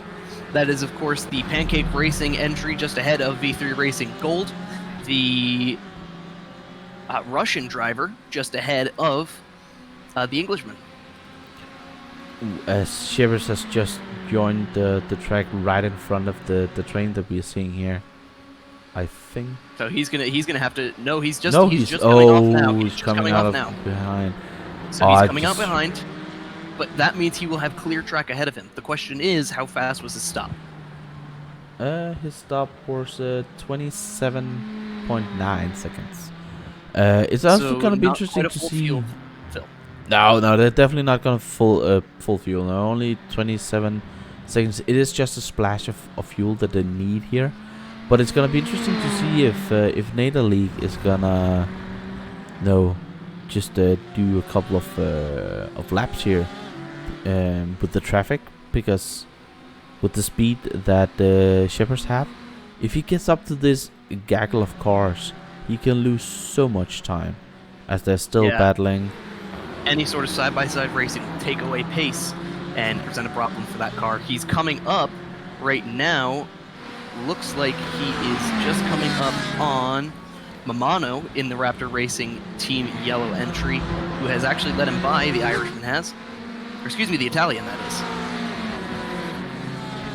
Yeah, that's quite a different place in the world, Italian and Irishman. I don't think that they like getting compared like that. Don't mind me, I'm just American. Well, that explains everything. Exactly. But sometimes it's easier to distinguish, alright, well, a Swede and a Dane, and it's a bit weird. But Italian and Irishman, I was like, that's quite a big way. Oh, hush hush. It's only one color difference. As Nukanen is pitting after his spin is around second place, Blair Mann. Oh. Blair Mann has spun coming out of the Ravaza. And he's now been passed by Nedelik. No, that's before the Ravaza. We were saying earlier the Varianta Alta was going to be quite an area for mistakes. He has made a mistake coming over the curbs, took it way too hard, and ended up sideways, nearly rejoining and nearly making contact with his teammate, who now slips by into the second position before the second round of pit stops for those cars. And it's going to be interesting to see as well, now he has lost a position to NADA League. But that is, in theory, also a position to, where is it, Mike Shepherds as well. Yes, indeed. He has lost enough time that it looks like Skeppers could end up taking P2 overall. As Schiff is looking to have... He's actually building out quite a gap in this, when you're thinking about the gap between these drivers, it's a gap. I think Schmidt might be holding up Blythe. Oh my god, these drivers are just... It's so close, and, if Schiff is making a mistake, that could be potentially horrible, as Schmidt is taking Schmidt into the pits. Schmidt into the pits. Box. And you would think, as we approach 1 hour completed, soon to be 20 minutes to go, that they would be way more spread out than this. But you're looking at the battle for P3 in the Pro-Am class, and it's so close together. And until that pit stop, we were seeing P3 overall a matter of tenths of a second. Yeah, and that's just... You see these battles in this league. We do have quite a lot, and we have had races where, the pro podium were, they were coming side by side over the start finish line, and we had to look at the pro amp because they were side by side, and the amps as well. And it's just like you can't keep up sometimes. But it's a good thing. You always have battles around here, as Sluman is making a small mistake, and let's see if Ian van Booten is gonna pass. No, he's not. That's maybe a battle that's Sluman, is he gonna keep on battling? Because Van Booten is in a different class, and sometimes you need to think, well, if I have to defend to him, I'm losing time to the guys up front.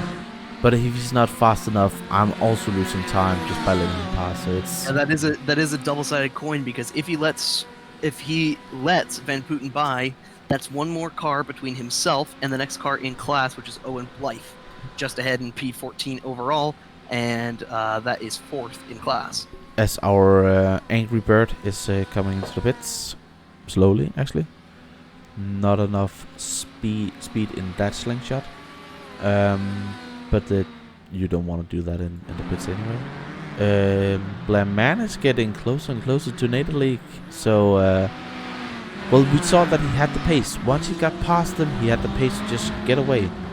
So we know that he might be just a little bit faster.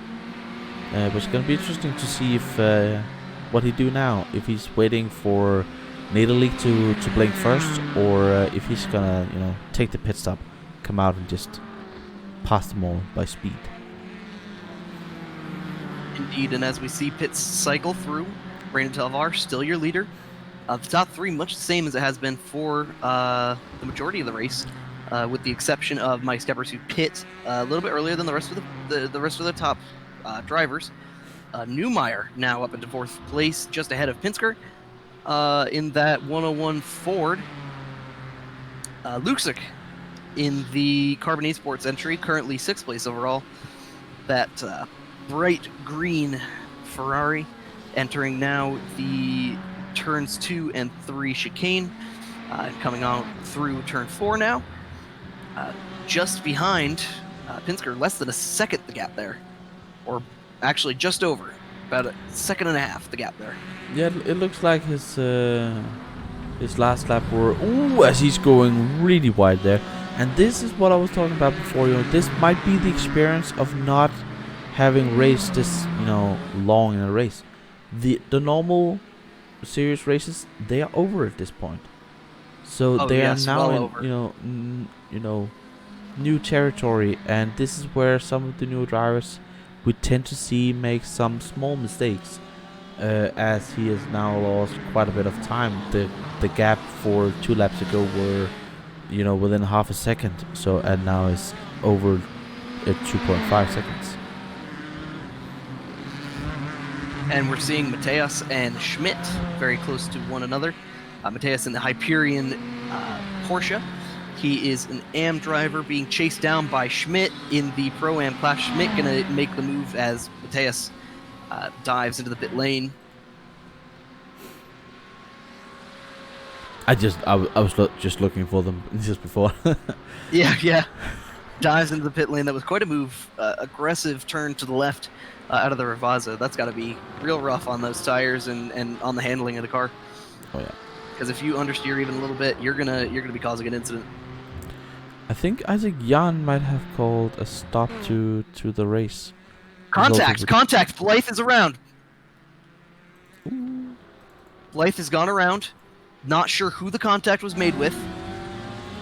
And he's just rolling. Ooh, and that's a lapped car. It was a lapped car. Oh Olden took him out. He was just behind. Looked like Olden maybe locked up the tires, just went straight. And that takes Blythe out of any hope of making it to the podium in class.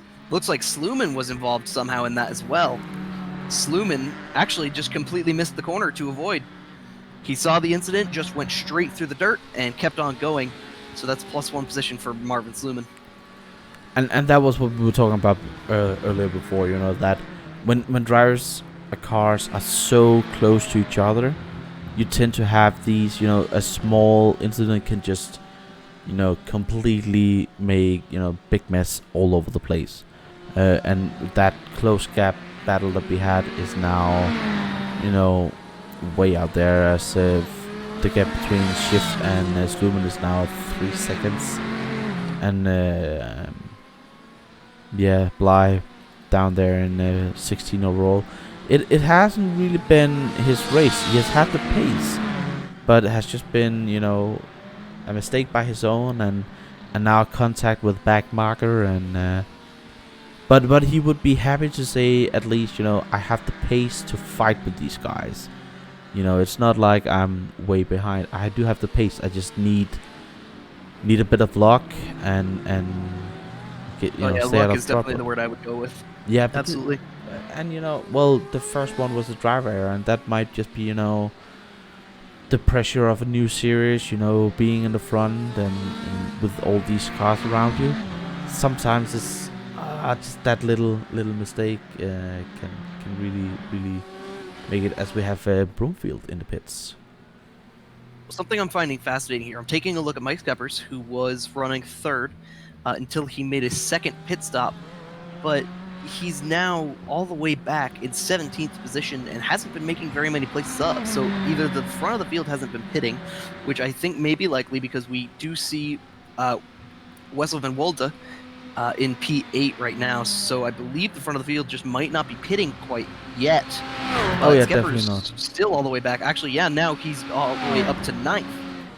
So we're going to see the front of the field start to pit. So interesting strategy call for Skeppers to come in early, get out of that battle for third, and try to see if he can make up any positions from there. Definitely lost. He has just lost the position to Alex Bennett. Bennett's last pit stop was a 14 seconds, and Shepard's was 27.9. That is interesting because Bennett wasn't even in the top 3. Oh no, Bennett wasn't even in the top 3 before that pit stop. So that has been quite a long pit stop for Shepard. I think he has lost out to the top guys here. Yeah, that pit strategy potentially didn't work for him. Yeah. As we are having pit stops with both the Nader League and Lucazza. Yep. Or how you would pronounce it. Brumfield, after pitting, now it looks like he is third in class, having been he is currently the first of the Pro-Am drivers to have pit his second time, just behind leader Rainer Talvar. Talvar just oh my god, is that Talvar? Oh my god, he's just... That is Talvar just ahead, 15.3 seconds the gap behind. He has been dominating this race. There's just, nowhere else to say it. It's just... He has been out there, and from, lap 1, he was like, guys, see you at the checkered flag. And just went exactly. By, now just under 15 minutes left in the race. As you see, Nader League just out of the pit with 12.1 second pit stop. And Talvar's coming in. Ooh. But that is what we were talking about before. That 27 second pit stop, Shepard has lost out to both Nader League, Luke, our Polish driver, and Bennett. Yeah, he's fallen all the way to 8th. Yeah. Oh my god. I think I hope there has been some maybe damage that he needed to take or something, because that's quite a We'll have to see if we can interview him. Yeah. Interview and ask him. As everybody is now in the pits. This is the time to gain position for AM drivers. The pro drivers are stopped. Yes, indeed. No, it's televised coming Blair out. Man just coming out of the pits.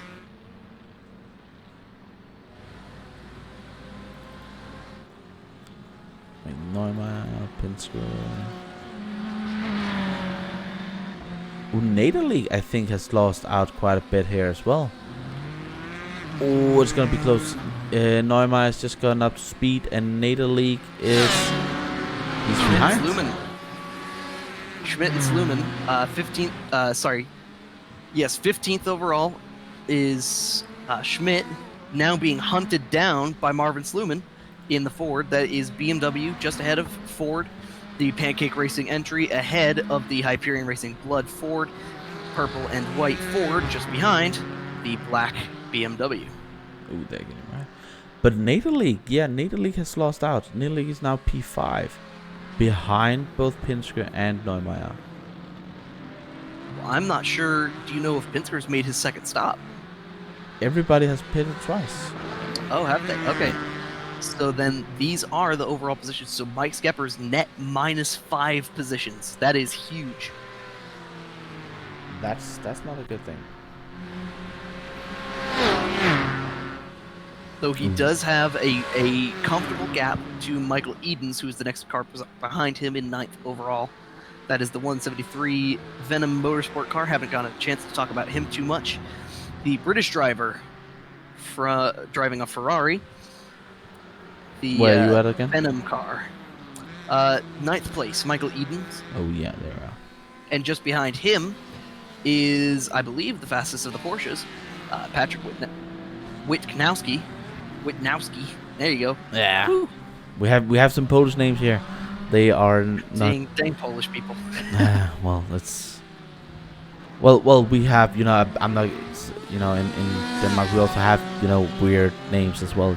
It's. We have different letters as well. That's gonna make it. Yes, indeed. Well.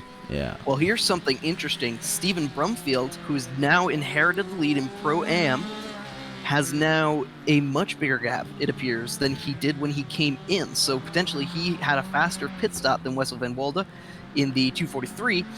Now Actually, 11th and 12th overall. Actually, no. Van Wolde were, half a second almost shorter in the pits. Not well. Then I guess yeah. it must have been something with traffic. Brumfield must have had a better deal with traffic coming through because he has gapped him.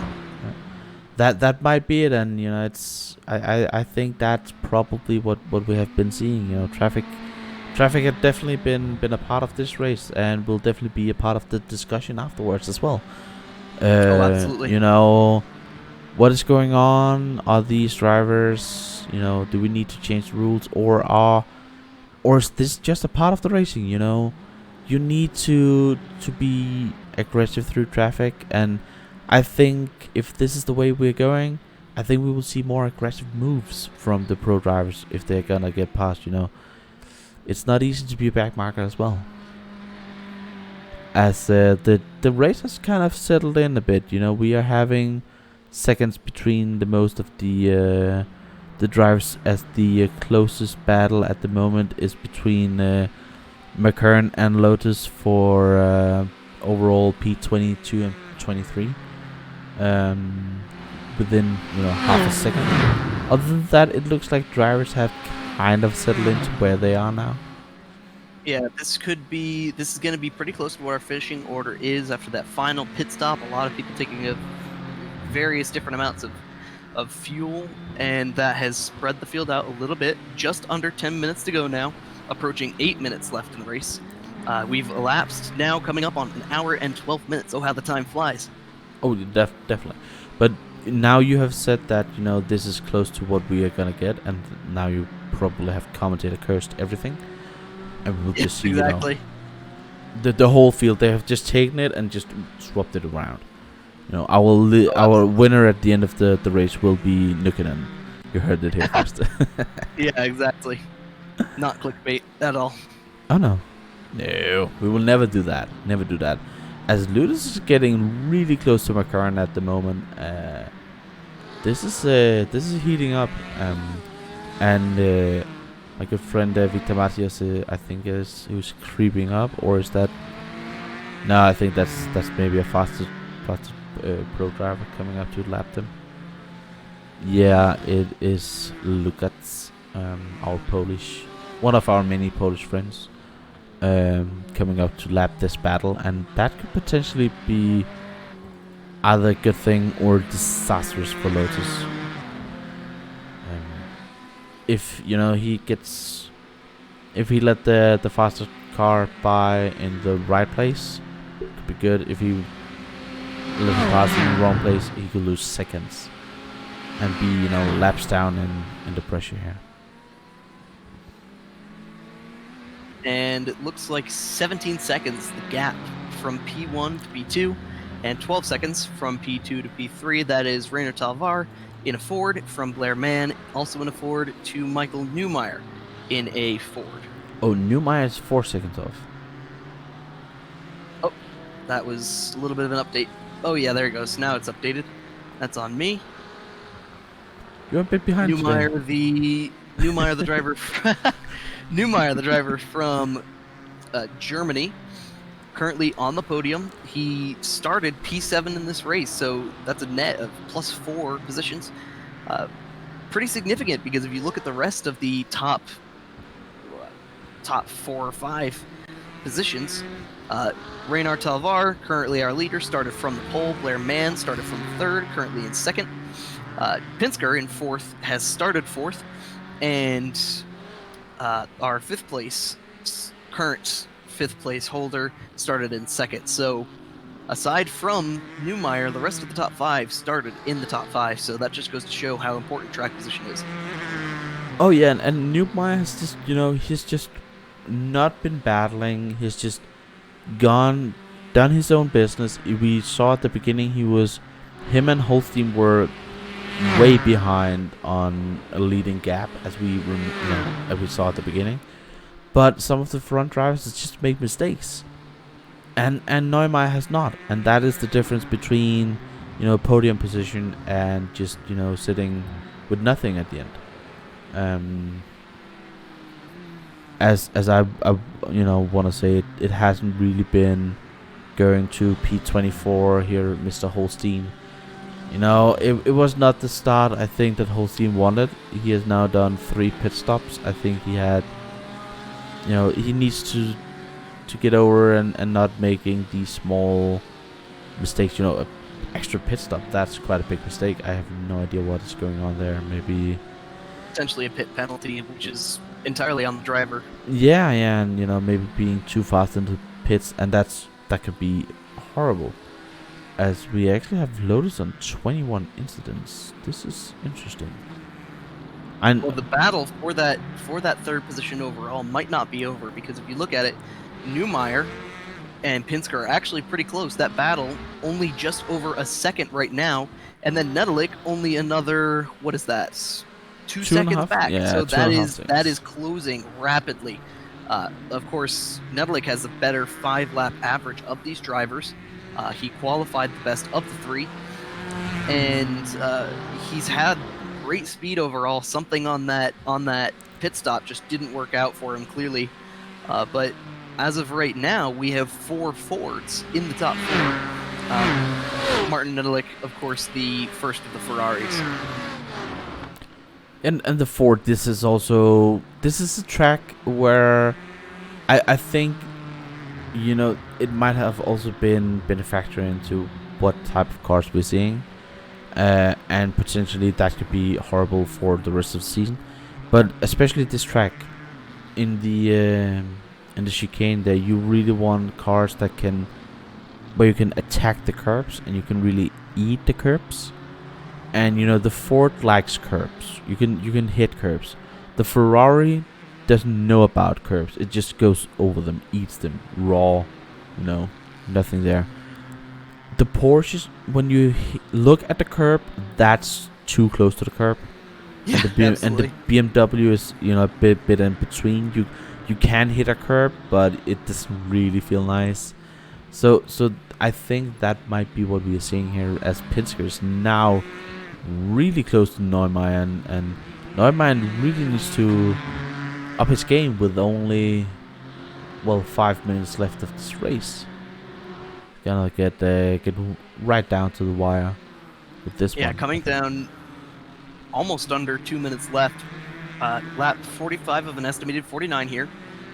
Trying to find where our leader in...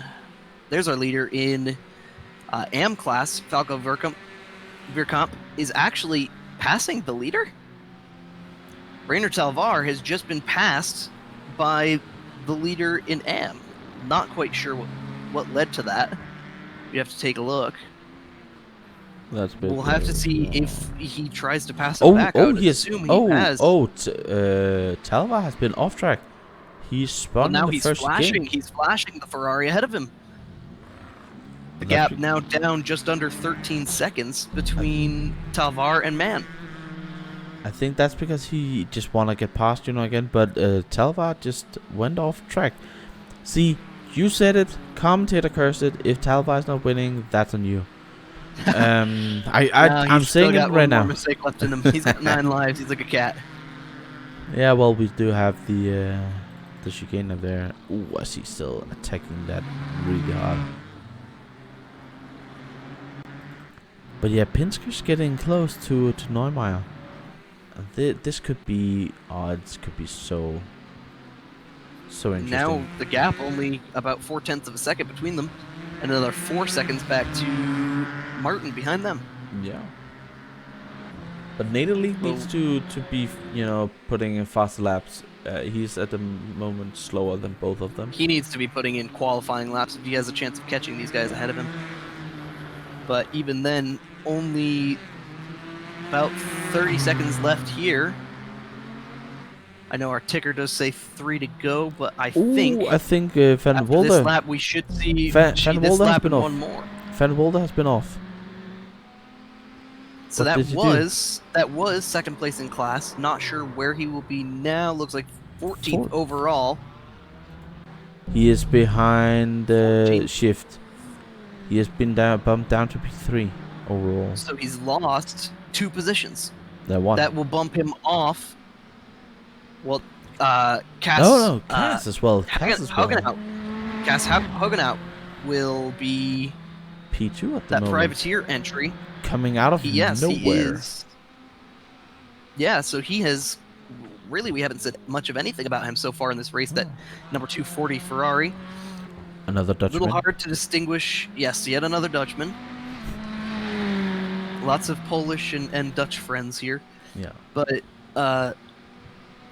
that we haven't said much about him. So just through pure attrition, he's made his way to P2 in class, as Brumfield has pulled out quite a gap over him. He got closer and closer to the battle that we had with Schiff and Schmidt and Sluman, and when that all went haywire, Lutus has just been disqualified. The 24 X's, that's a bad thing. But who's that? Ludus? Yeah, Ludus. But so that's a couple free positions for someone like Owen Blythe has already gone by him, but that's a free position for Gowron and some others who were behind him. But yeah, he was, as we were talking about Hangout, he just got up to them, and then it all went completely mad with Owen getting hit by lap traffic, and he's just he went past it, and that what is putting him into this position.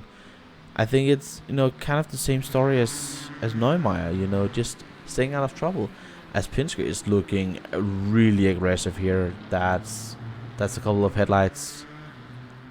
Yeah, that battle's going to be close, because I think our leader Talvar will be taking the white flag this time. He's currently headed towards the Variante Alta, towards turn 11 and 12. That place been the scene of a few crimes, so to speak, as he will. Oh, quite a wiggle! Wow, how aggressive can you be on those curbs with a 14-second gap behind you? It's, oh my goodness, that. Oh, as Pinsker is within a tenth. Oh my god, dude. That's going to be quite the battle.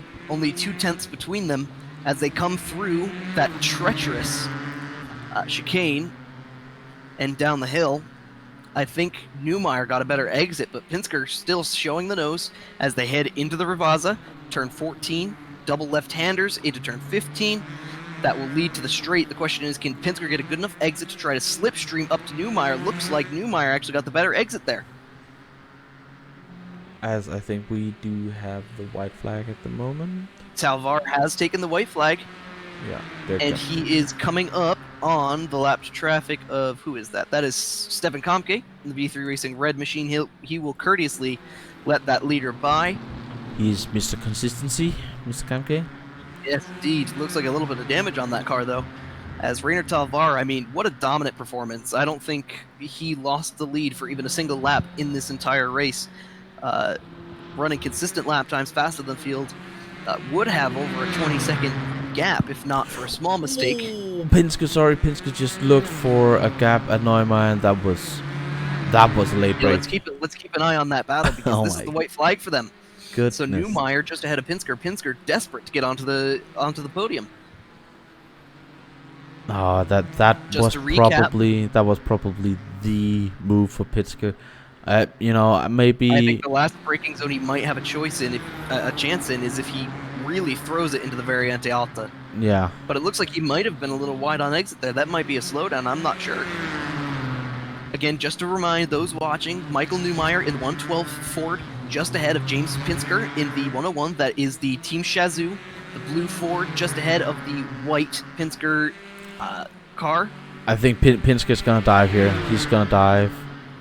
Oh, and Neumeier. Talvar has taken the checker. Neumeier's off. Oh, and Neumeier's off. They're both off. They've both overdriven the corner. Where's Nedelik?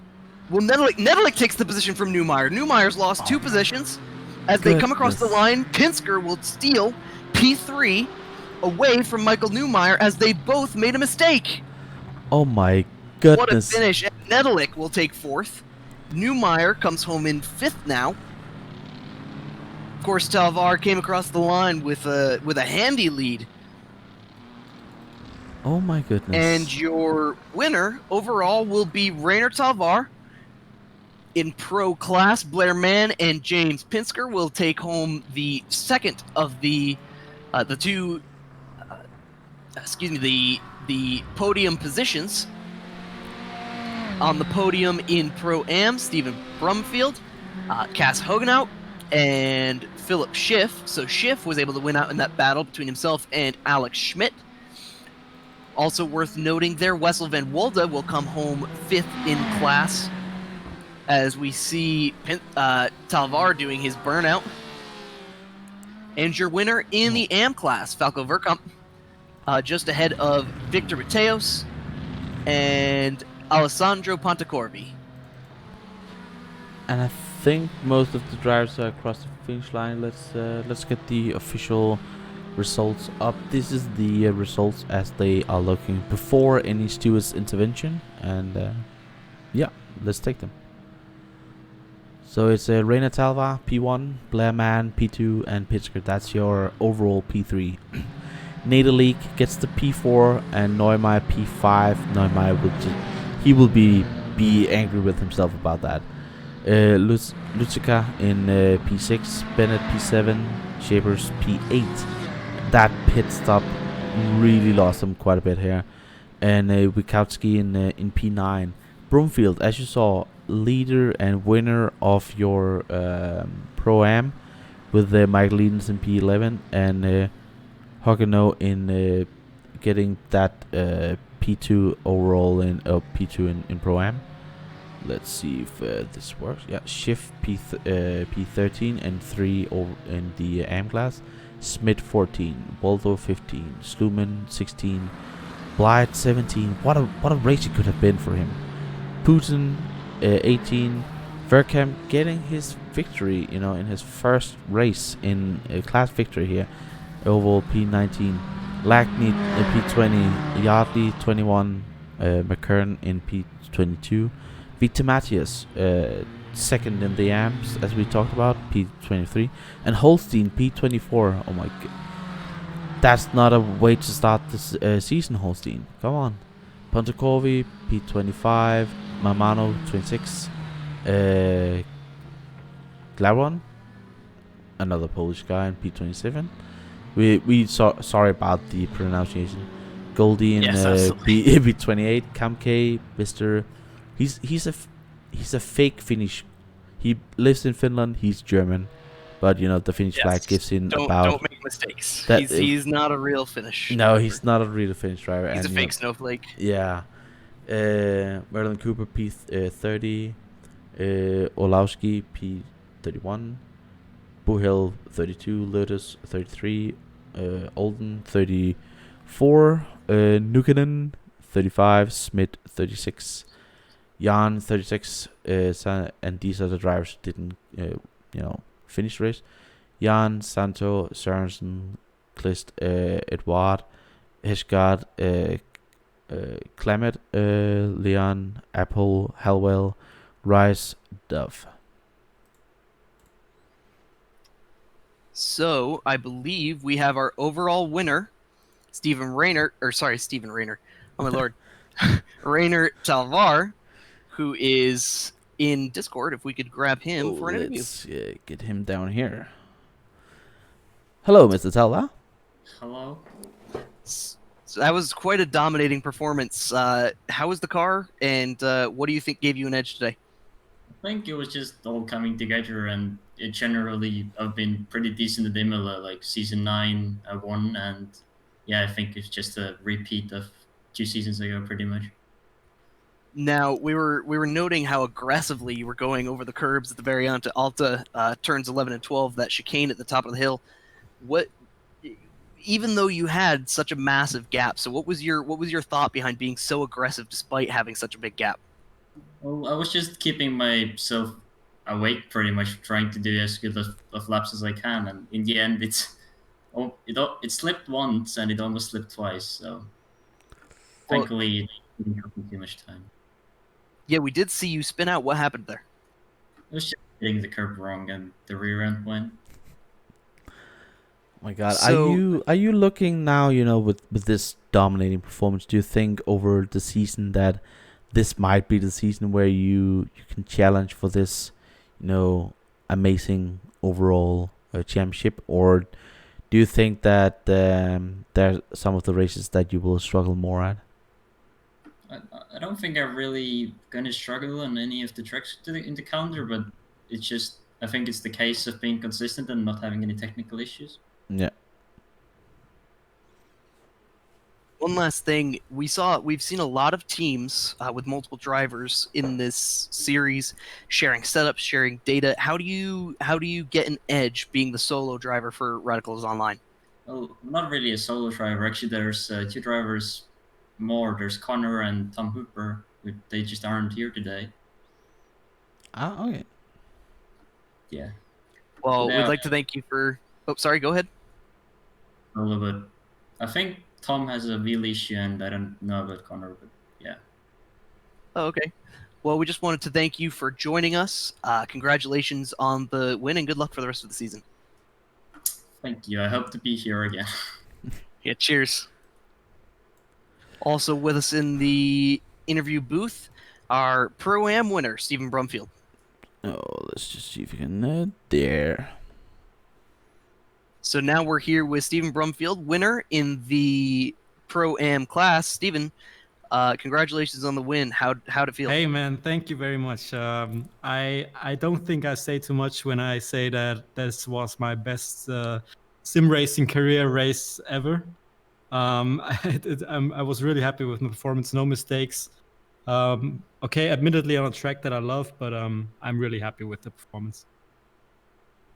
So we did see pitch strategy play a big role here. How did you decide exactly what you wanted to do to try to put yourself at an edge in front of your competition? Well, my pit strategy was pretty straightforward, I would say. It was a normal 2-stop without tires, and I just pushed all the time as much as I could without saving any fuel. Bit of tire saving where I could, but nothing big. And I had to pit earlier than my closest rival. I don't remember the name. Something with W. Yeah, exactly. So that was interesting to see how that would play out. But I think overall I had the pace advantage. So it didn't matter in the end about the strategy that much. Well, we want to give you an opportunity. Is there anyone you want to thank for this win? Anyone that has helped you get to this point? Yeah, I want to thank my new teammates from V3 the team that I joined only a week ago or two. Thank you for hosting me, and thank you for letting me be part of the team. And also, I want to thank my dad, who is currently in hospital and watches the races, and will be pretty happy, I think, just like I am. Well, Yeah. again, we'd like to congratulate you and wish your dad all the best, and wish you the best in the rest of the season. Oh, definitely. Thanks, guys. Cheers. Thanks. Cheers. Bye. Now, something to update on. I did find out, we were wondering what caused Mike Skeppers to fall out from his P3 position. Found out that it was something on iRacing's end. It wouldn't allow him to uncheck his tires. So a big mistake from Mike Skeppers that lost him a chance at the podium position. Though, I mean, that still would have been, that was quite a race that ended up turning out between those drivers of Pinsker, Nedelik, and Neumeyer towards the end there.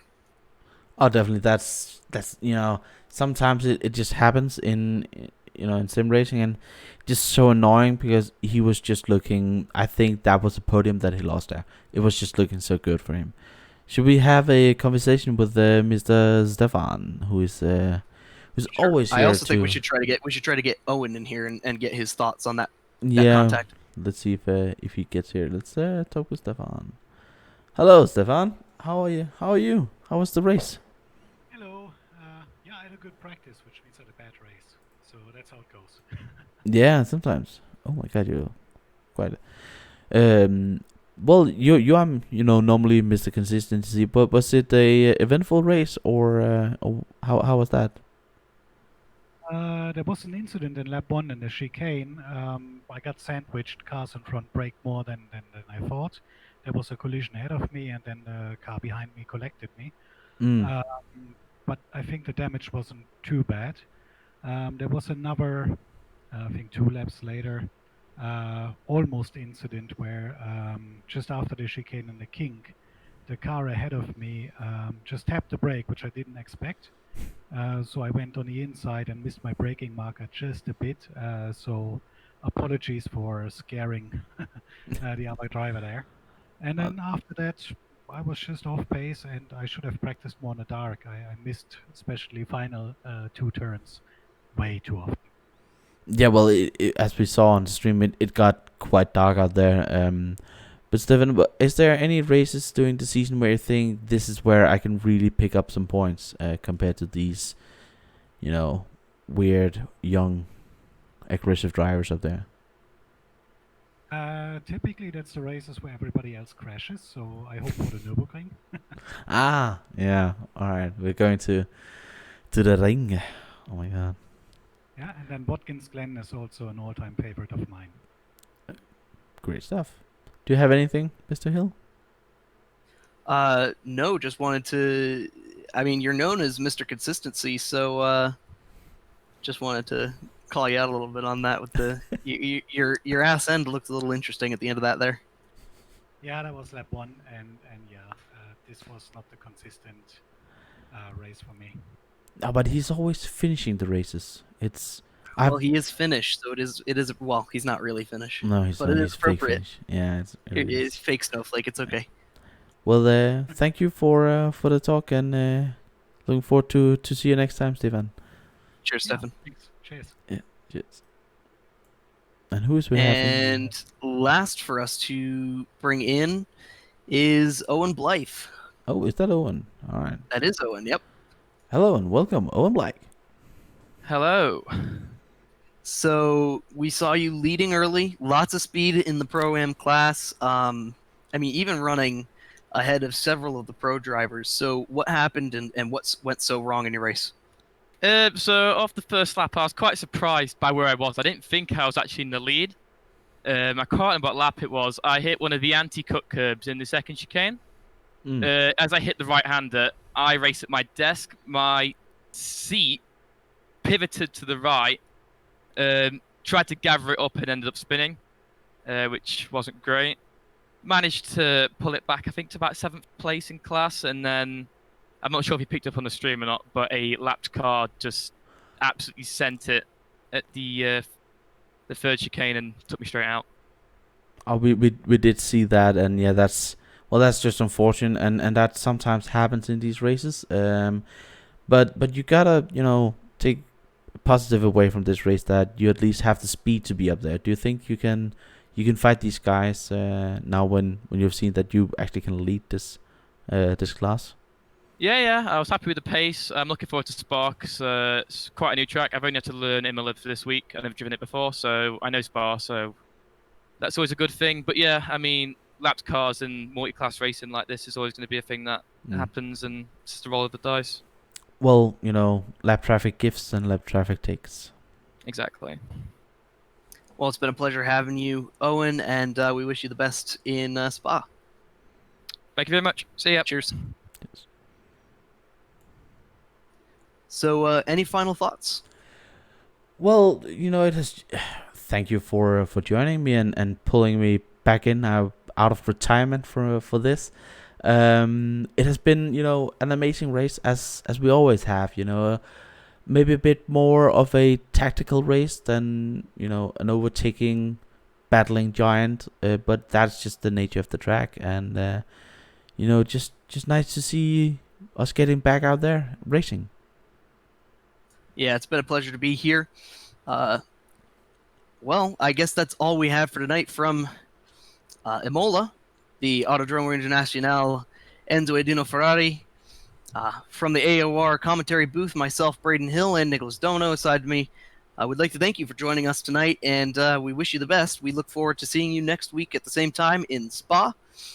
Good luck to all of the drivers there, and we hope to see you soon. Cheers. Cheers.